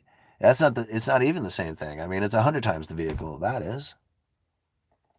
And so when you think about what it is that's actually in that vehicle, I mean, is it worth 100,000? No, but you can't work on it. The person who does work on it has to have a hell of an education, right? If they're going to work on it correctly. All the parts and pieces that went into it had to come from all over the world, and they had to be, you know, high quality pieces within themselves. And so you think about all the distribution and energy and time and things that go into it. I mean, again, it's not worth $100,000, but it's certainly not worth what it was when, you know, it was something that anybody could just go and put together. I mean, you can't even, like, even the tools to work on it are probably $100,000. Right? So, like, you know, it's not just, you know, you can't just go and bust open a socket set and, you know, expect to go work on those vehicles. It's not the same thing anymore. And that's it's not just a matter of financing, it's the vehicle itself. It's like the houses.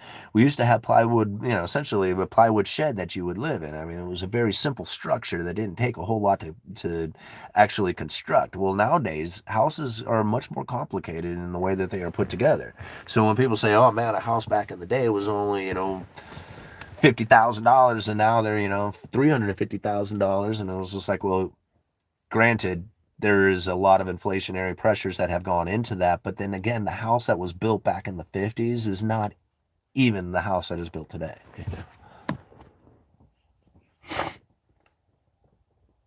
All right, does the Cantillon effect say that when the separation becomes so big, the nation becomes unsustainable, unstable? Well, I'm assuming that you could, golly, hold on. Okay. I could assume that you could find throughout history, right before collapses take place, what it would look like for that economy, right? You're gonna find where, like, I mean, he talked about the extravagant spending of the rich. $15,000, 15,000 ounces of silver for a single fish, right? That's what Cantillon was talking about in his essay. That's how, like, the massive amounts of money that had poured into Rome at the time.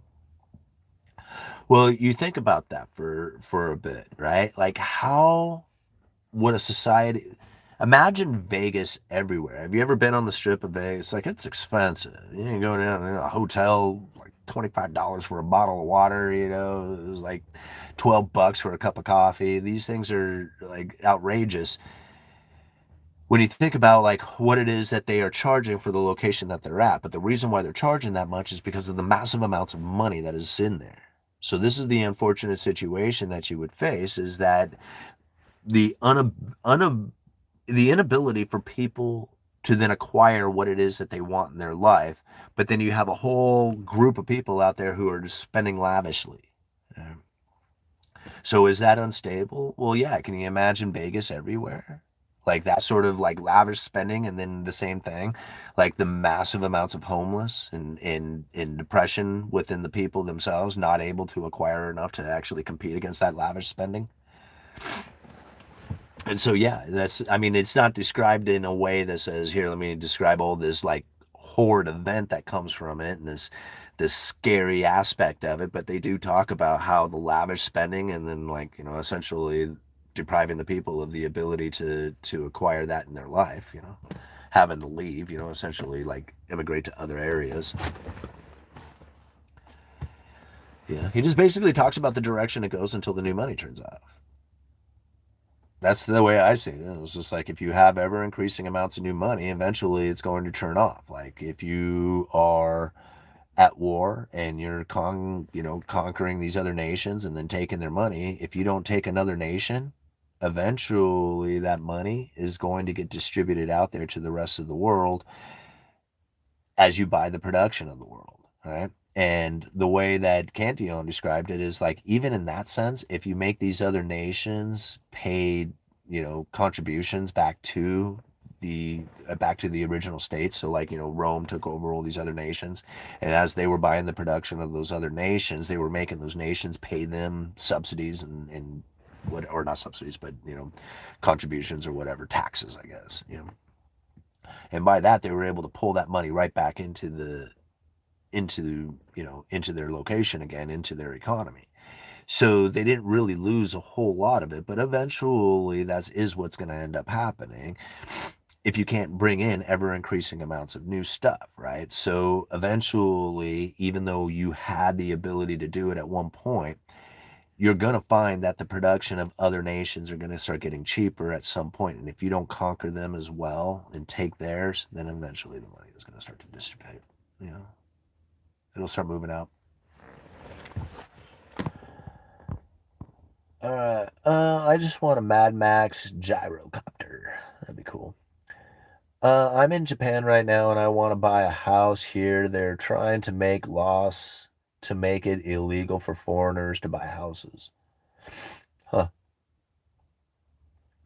Yeah, cars used to be easy to work on, but then you didn't need to pay dealerships and mechanics to stimulate the economy, so that's no good. Single-person helicopter kits are legal and require no license, I do believe. All right. They are making 100K throwaway trucks. If you buy one, you are stuck in a cycle. Well, this is the thing that I don't know if people are actually going to ever really truly own vehicles ever again. Like, why spend 100 grand on a truck that you're most likely going to go and get, like, you're going to trade it in and get a different one in a couple of years. So the idea of like outright buying a vehicle is probably most likely not in the cards for most people. They're just going to make payments on it. And every 2 years, they're going to trade it in and get another one. And never really ever pay that vehicle off. Like, I don't think there's ever an intention on it. Vehicles from this point on will most likely be loans or leases and never fully actually owned throughout the duration of the actual loan. Meaning, like, they'll get rid of the truck first, before the loan is paid off. And really, like, anybody who has $100,000, like, would you rather buy $100,000 truck and spend the $100,000 on it, or keep the $100,000, make, a little bit of percentage of interest off of it and lease that vehicle for 2 years, instead, or just lease it on a revolving basis? Because once the $100,000 is gone, like, that vehicle will never be able to get the money back out of it again. But if you only made, a handful of payments on it, at least you still have most of the $100,000 and, still got to drive the new vehicle around. And I feel that that's probably the attitude that most people will end up having, because, like, the vehicle isn't something that they want to own forever. It won't be like, this will be the last truck I ever own. And that's not the way, like, most of the people now are buying new vehicles. They buy them with the idea that they are most likely going to trade it in and get another one in a couple of years. In fact, they get it with features that are going to have the best trade-in value to it. Isn't that weird? Like, not the vehicle that they want to drive, the vehicle that's going to have the best trade-in value, so when they go to swap it out in a couple of years. That's a weird way of looking at a vehicle nowadays, because before it would be something like, I really want these particular features so that I can enjoy the most out of this vehicle the entire time I'm owning it. And now it's just like, well, I want the features that are going to have the best resale value, so when I turn it in a couple of years. Huh, that's weird. Yeah. All right. You never truly own the vehicle. You have to pay title insurance. They're always charging you, and in California, they want to charge you by the mile, which is crazy.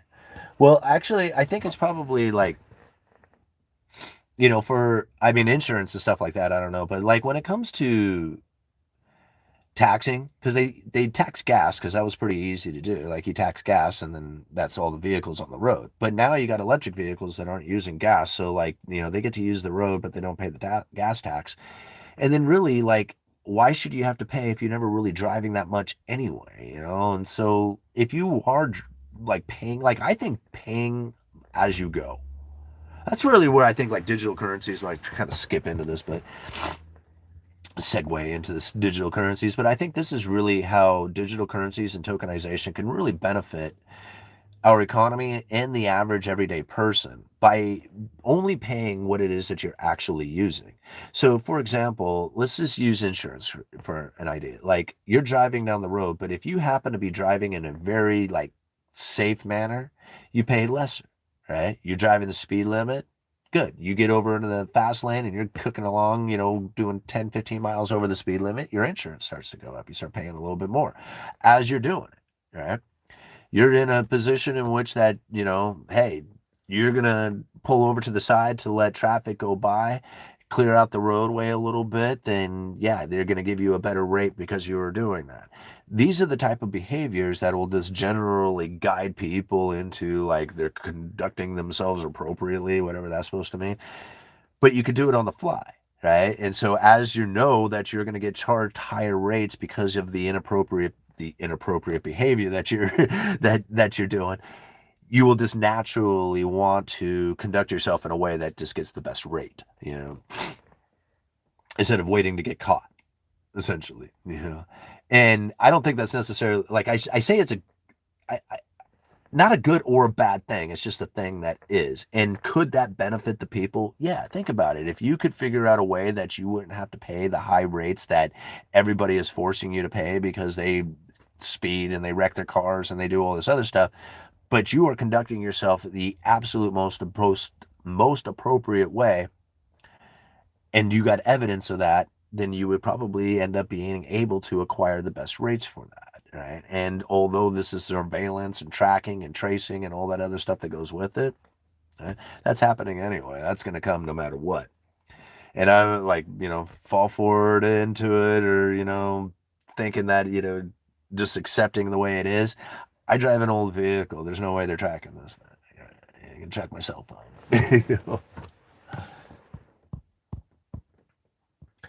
All right, there'll be new economy. They'll give UBI to let them make sure we're being good little boys and girls. Most people are leasing financing is too much. The people buying trucks, cars are using them to make money.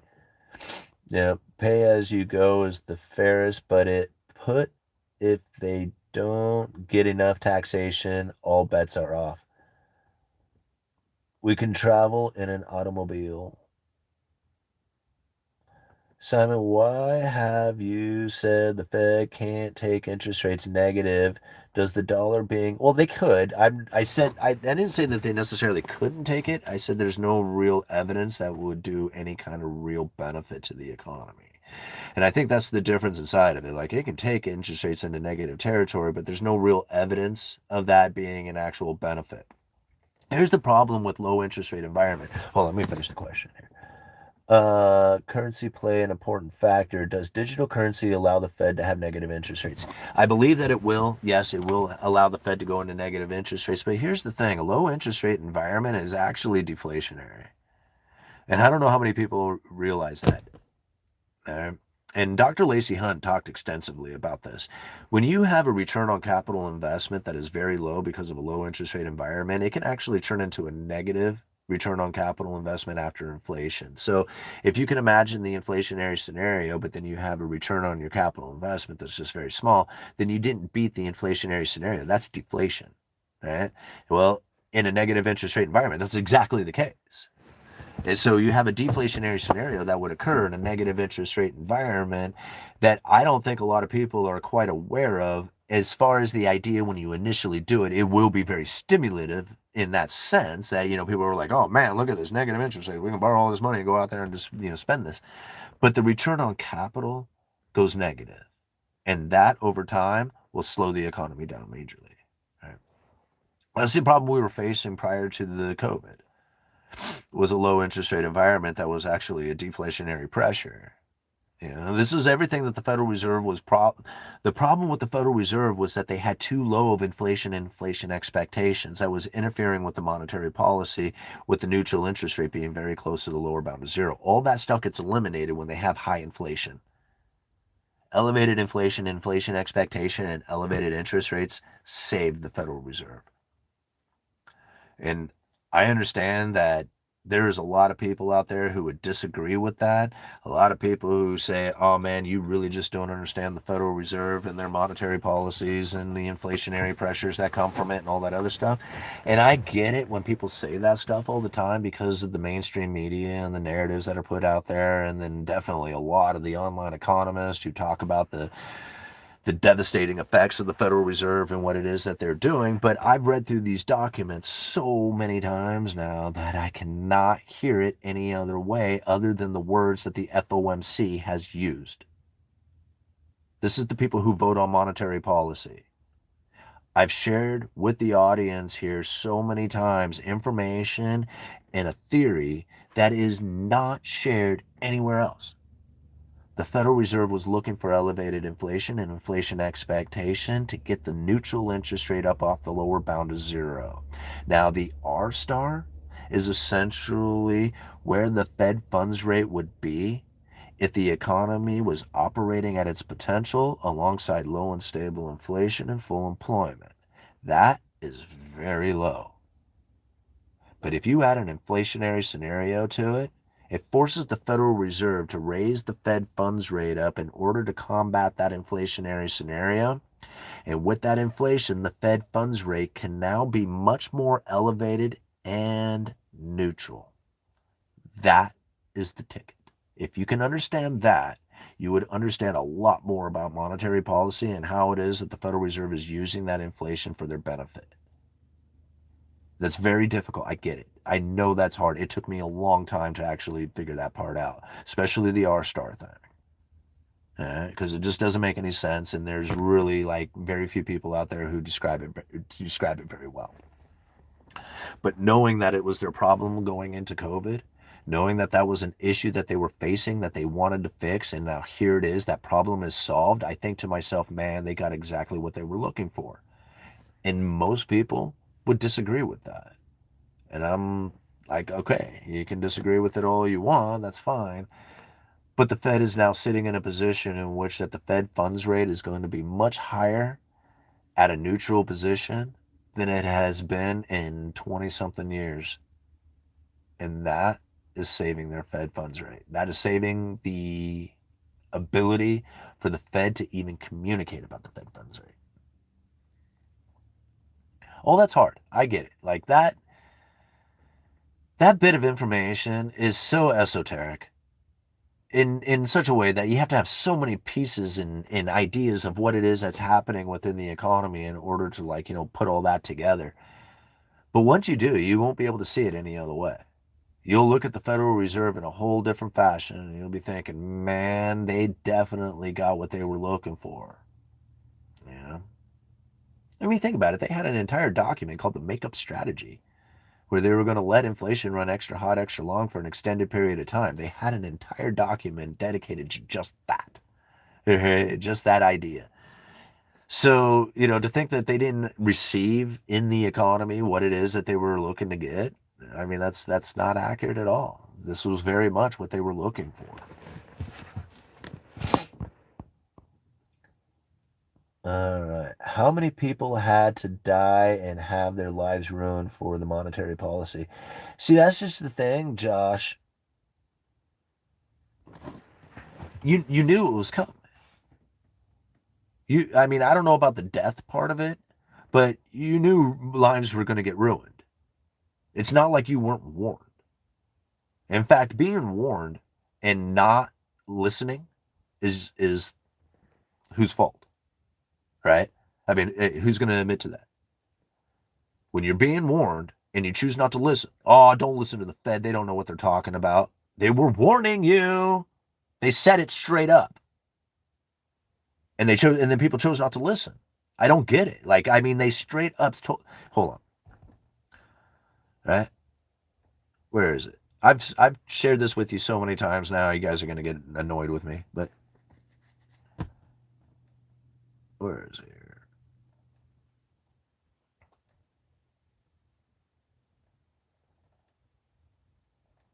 All right. After all, this is coming directly from Powell, August of 2022, August of 2020. After all, low and stable inflation is essential for a well-functioning economy, and we are certainly mindful that higher prices for essential items such as food, gasoline, and shelter add to the burdens faced by many families, especially those struggling with lost jobs and incomes. Right there. Right? He says that it's going to ruin lives. I mean, the burdens faced by many families. So burdens faced. What's your opinion of that meaning that the Federal Reserve said? The burdens faced. Do you think that might be another way of saying ruining lives? I mean, they're not going to say ruining lives, but is that another way of interpreting that? The burdens faced by many families with low incomes, right? How does he say it?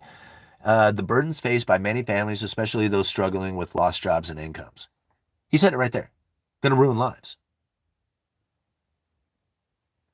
Nobody wanted to hear it that way. Nobody took it into consideration, but that's exactly what he was saying. He was saying it in August of 2020 before it actually occurred. Then he says, however, right? He knows that it's going to be painful. We're going to ruin lives. However, if we don't do that, if inflation that is persistently too low can pose serious risks to the economy. No kidding.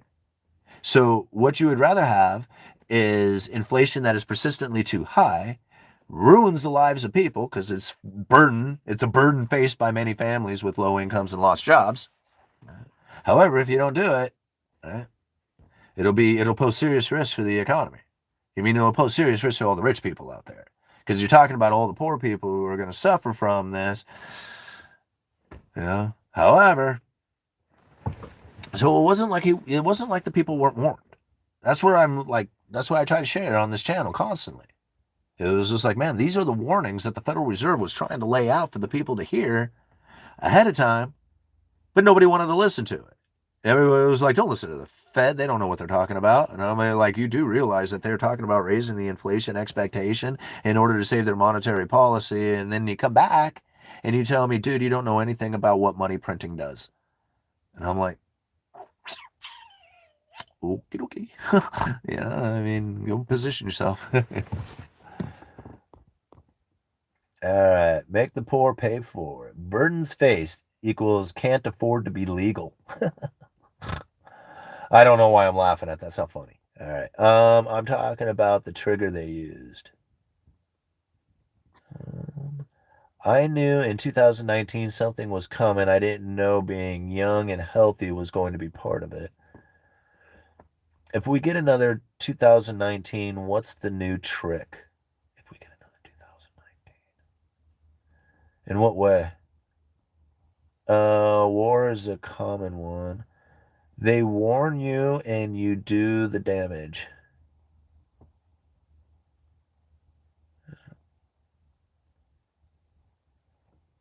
With every person put on the ventilator, they popped a bottle of champagne. When we return to low interest rate deflation, digital currency will step in and do the negative rates that is their plan. Tokenization will then occur.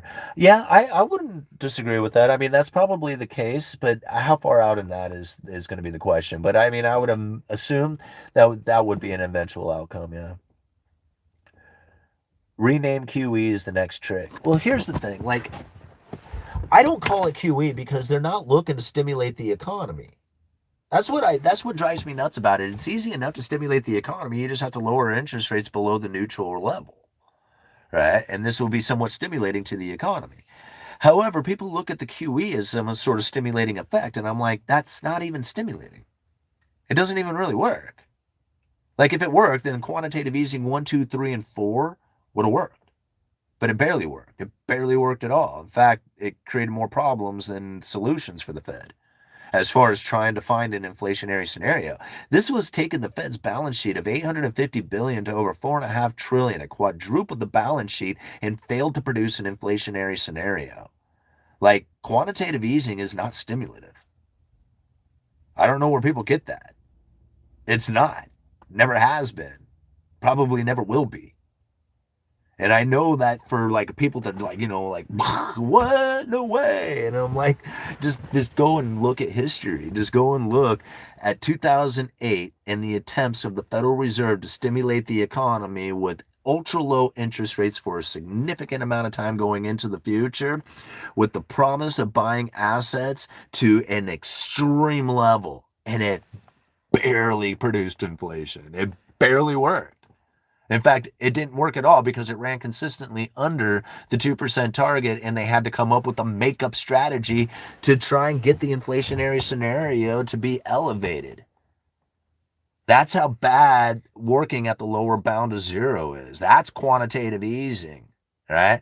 Massive asset purchases at the lower bound of zero with the promise to keep interest rates significantly low for a significant amount of time into the future. And that message hopefully will stimulate the economy, because all the physical effort of lowering interest rates and money printing and stuff won't do it. But your belief system might. It's called the gold machine. We know this from Ben Bernanke, who talked about it back in 2002. That exact thing. Using quantitative easing, asset purchases at the lower bound of zero for a significant amount of time going into the future to save monetary policy. But it barely worked. They had to literally sever the supply chain to make it work. By severing the supply chain, you create the supply-demand imbalances, and now we have an inflationary pressure because of it. That saved the Fed. Push that inflation expectation higher, pull the neutral interest rate higher, and the Federal Reserve is now elevated with their Fed funds rate, which is making them in a much easier position to communicate about the adjustment of interest rates, because before, when the Fed funds rate was at zero, there was no talking about interest rate adjustments because there is no adjusting of interest rates at the lower bound of zero. Like, I've gone over this stuff so many times. I can rehash it as many times as you like, but it's always going to be the same story. It will never change. You know, it will never change because there's only one right story. Man, everybody showed up at once. All right, I believe QE 1 through 4 created thought of hyperinflation in the U.S., but was really deployed to support the euro-dollar market, which was on its knees after the great financial crisis. Bank regulations also affecting. Yeah, I would agree a lot with that as well. In the idea that they did create a lot of money, and they did put that on the bank's balance sheet, and it did do a lot to, reliquidate the market or whatever. But it didn't necessarily create the inflation as far as that money needed to be lent into the system and start chasing the goods and services. And that didn't really necessarily happen. It just sat on the big bank's balance sheet. Now, it did go out there and, chase like real estate and bonds and things like that. And you saw those things go up, and people want to point to that and say that's where the inflation is. And it was like, well, true, but it's not where the inflation needed to be for the Federal Reserves and their monetary policy. So if you're looking at it just personally as what's going on, and like, yeah, okay, sure, you can see a lot of money went into that during the quantitative easing programs. But if you want to understand it for the Fed's monetary policy, something very different happened. It didn't create the inflation that they were looking for, and that's the important part. They were looking for that inflation to be up above the 2% target, or even get to the 2% target, and it failed. It didn't get there. And so the Fed was just like, holy crap, what do we do during the next downturn? Like, what do we do during the next downturn? We have no ability to stimulate the economy with the lowering of interest rates, and all this quantitative easing didn't really work. Okay. Well, they severed that supply chain, created supply-demand imbalances, had massive stimulative packages that went out at the same time. Well, what was the end result of it? An exact position in which the Fed wants to be in. All right. Debt Jubilee, Stephen King, no, not going to happen. Not going to happen. All right. Wife clean dishes. I don't know. She might be going in there to do the dishes. All right. 175-year-old bank shut down. Same situation in Europe. Market is falling apart. They need liquidity and checked into it. War will do that.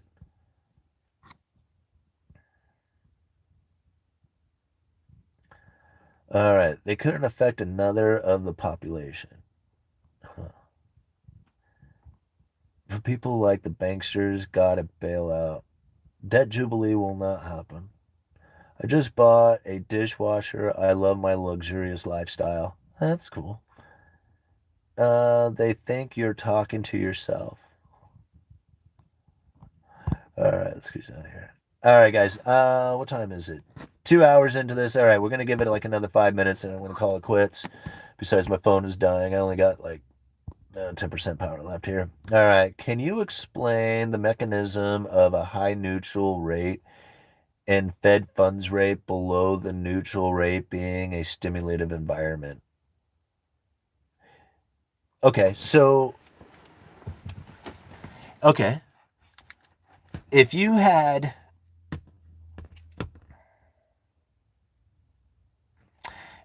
a low interest rate and you had high inflation, you would think that would be awesome, right? Like if you were able to buy a house that had an inflation expectation of 10% and you were able to pick it up at a 3% interest rate, you make like 7%. You see, you get it? Like because of your purchasing power going into the future, you're basically spending that money now as it depreciates into the future, or I mean, you're fixing that payment now, and as it depreciates into the future, the acquiring of dollars will be easier, right? So you're actually doing better by going into the future with inflation if you have a low interest rate. Now, think about it exact opposite. What if you had a high interest rate and a low inflation? So your house price isn't going to go up that much, but you've got a lot of interest that you have to pay on it, right? Well, that will be very burdensome, right? You see the difference inside of it? So let's talk about it again real quick. You have a low interest rate. You're paying 2% on your house loan, but there's an inflation of 10%. So the house is just going up in price dramatically. That's a really good deal for you, right? You get to buy this asset, pay a little interest on it, and the price just keeps going up and up and up, the value of it. But if it works the opposite way where you're paying a high interest, well, now you got all these payments, interest payments on it. It's a very burdensome thing, and then the asset value doesn't go up that much. Okay, so we can understand how that works. All right, let's talk about the monetary policy of the Federal Reserve. If you have a low neutral interest rate of R star at close to the fixed rate if you have a low R star close to that zero interest rate, right, and you had the Fed funds rate at that R star, right, and it's neutral. If you had a little bit of inflation that was added to that particular scenario, so here you got the Fed funds rate at neutral or the R star, but then you add an inflationary expectations to it or an inflationary scenario, but you got the Fed funds rate under that, right? So you're going to see how right here, this is going to be stimulative to the economy. If they move that Fed funds rate up to beat the inflation, then it would be neutral again, right? But as long as you're under that inflation, then it would be stimulative. Very much like buying the house when you're getting 2% interest and you have an inflation expectation of 10%. That's a really good deal for you. Same thing with the Fed funds rate being somewhat stimulative if it's under that neutral rate, if you got that inflationary scenario. So now if you have an inflationary scenario and the Fed has moved above that inflation, right, to try and combat the inflation, they have the Fed funds rate elevated. And now by bringing it down to neutral with the inflationary scenario, they're in a position in which that if they drop below the neutral, it'll begin to become stimulative again. Very much like you buying the house at 2% with the 10% interest or 10% inflation. That's very stimulative to you in the idea that you get to buy this asset for essentially a fixed price or very close to it as the price continues to, or the asset price continues to move up. Right? Same thing for the Fed funds rate. If it's low and you have an inflationary expectations to it, then it gets more stimulation out of that low interest rate environment with the high inflation. If it was the opposite and you had high interest rate and a low inflation, then there wouldn't be any stimulative effect out of it. Does that make sense? A bunch of people left. They didn't like that one, bro. They didn't. They're like, oh man, this is too much. I'm out. If you think prices are falling, you stop spending and you wait, and when everybody does the same, it's bad for the economy, but this hasn't happened. No, that was back in the day when everybody was a working class individual who participated in the consumption. Now people they're not the consumer. Like, people can hold back on their consumption because they aren't working as much and they're getting laid off or whatever, and it doesn't make any impact on the economy. You can see that. You can see because the growth went up, right? The growth, like, I forget what the growth expansion or whatever it was, 3.4. I don't know what it was exactly, and it doesn't really matter. The idea behind it is still the same. It's like, we, the working class, blue collar individuals who have a day job trying to make that day job hustle work, is not the consumer anymore. We're just not the consumer. We're just not it. As people wish we were and think about us being that way, because that's the way the economy was really viewed for a very long time, it's not the case. I mean, it's pretty obvious now when you just look at, like, how is it that could possibly have this growth within the economy when everybody's losing their job and struggling so damn hard? It's because we don't matter anymore. We're irrelevant. The people who matter are at the top 20%. We don't get to talk or even associate with those people. They're out there just killing it and having a great time within the economy, watching the asset prices move up and participating in that sort of idea. They're the ones who are actually participating in the economy. The working class individual, we're not it anymore. We sell goods and services to each other, but that's about as good as it's going to get. There's no production and savings happening within that. And so it doesn't, I mean, rise or fall, we're inconsequential. Like, you can even get a high wage increase in wages and it doesn't matter. You're still not going to be the consumer. Think about it. The wages don't keep up. Like, even wage growth has not kept up with the ability to buy a house. You're falling behind. That means you're becoming less of a consumer. And then at the same time, the asset holders are going up. right? And they're getting more and more in their life, and they're buying more. So this is the unfortunateness that we now face. And I mean, people want to call it a K-shaped economy, but it's inequality. It's the Cantillon effect. I mean, it shouldn't be a K, it should be a C, and it should say Cantillon attached to it. Everybody who's like describing these symptoms should really read the essay. I mean, there's a link down in the description. You don't have to get the essay off of Amazon. You can go get it for free at the Mises Institute. Chapters 6, 7, and 8, part 2 of that essay, the increase and decrease of money to the state, literally explains it all. You know, I mean, you kind of have to rearrange the idea a little bit because he's talking about horses and wagons. Today we have cell phones and airplanes, but, it's still the underlying economic forces are there if you recognize them. Working class is now a trapped class. It really is. It very much is. But that's where I think a lot of times people need to understand that it's not just like working classes. There's nothing wrong with a 9-to-5 job, right? I work 9 to 5. That's like, there's nothing wrong with that. The problem is that the what you're going to find wrong with it is that the people who are anticipating that it's going to be enough, that's what's wrong. It's not, and it's not going to be. Right? But having a day job isn't bad. I mean, having a day job is just fine. It's in conjunction with all the rest of the stuff that you're doing. And so having a stable income that can actually pay the bills, whether it's like, providing you with a decent way of life, hey, that's pretty decent, right? I mean, go for that. Nobody promised you a decent life. They just promised you a life. And if you can go and pay the bills with an average day job, that's awesome. If you want anything more, then you have to go for more. You have to go and find out what it is that you can do to get side hustles, extra money, whatever. But that's the situation we now face, is that people who are stuck in the day job only mentality will fall behind. They are not going to be able to, they will not be competitive, right? Because there's so many other people out there doing so many other things. And it's just like, go do your 9-to-5 job. After I'm done with my 9-to-5 job, I'm going to go do something else. And then you have to compete against that. And that's what I think a lot of times people don't really, take into consideration. All righty, guys. I'm going to call it quits. This was a really fun live stream. I love the beginning of it. I really like breaking down these other, videos that these other people had talked about, even though they were really short, because I think they make a lot of sense. They really tell a lot of, like, the younger mindset, the rich mindset, and then, even the idea of, like, the political mindset that comes to what it is that we are now facing within this economy. And then when you look at it through underlying economic forces, it really explains a lot of what it is that these people are describing as symptoms. So, all right, Uneducated Economist, you guys let me know.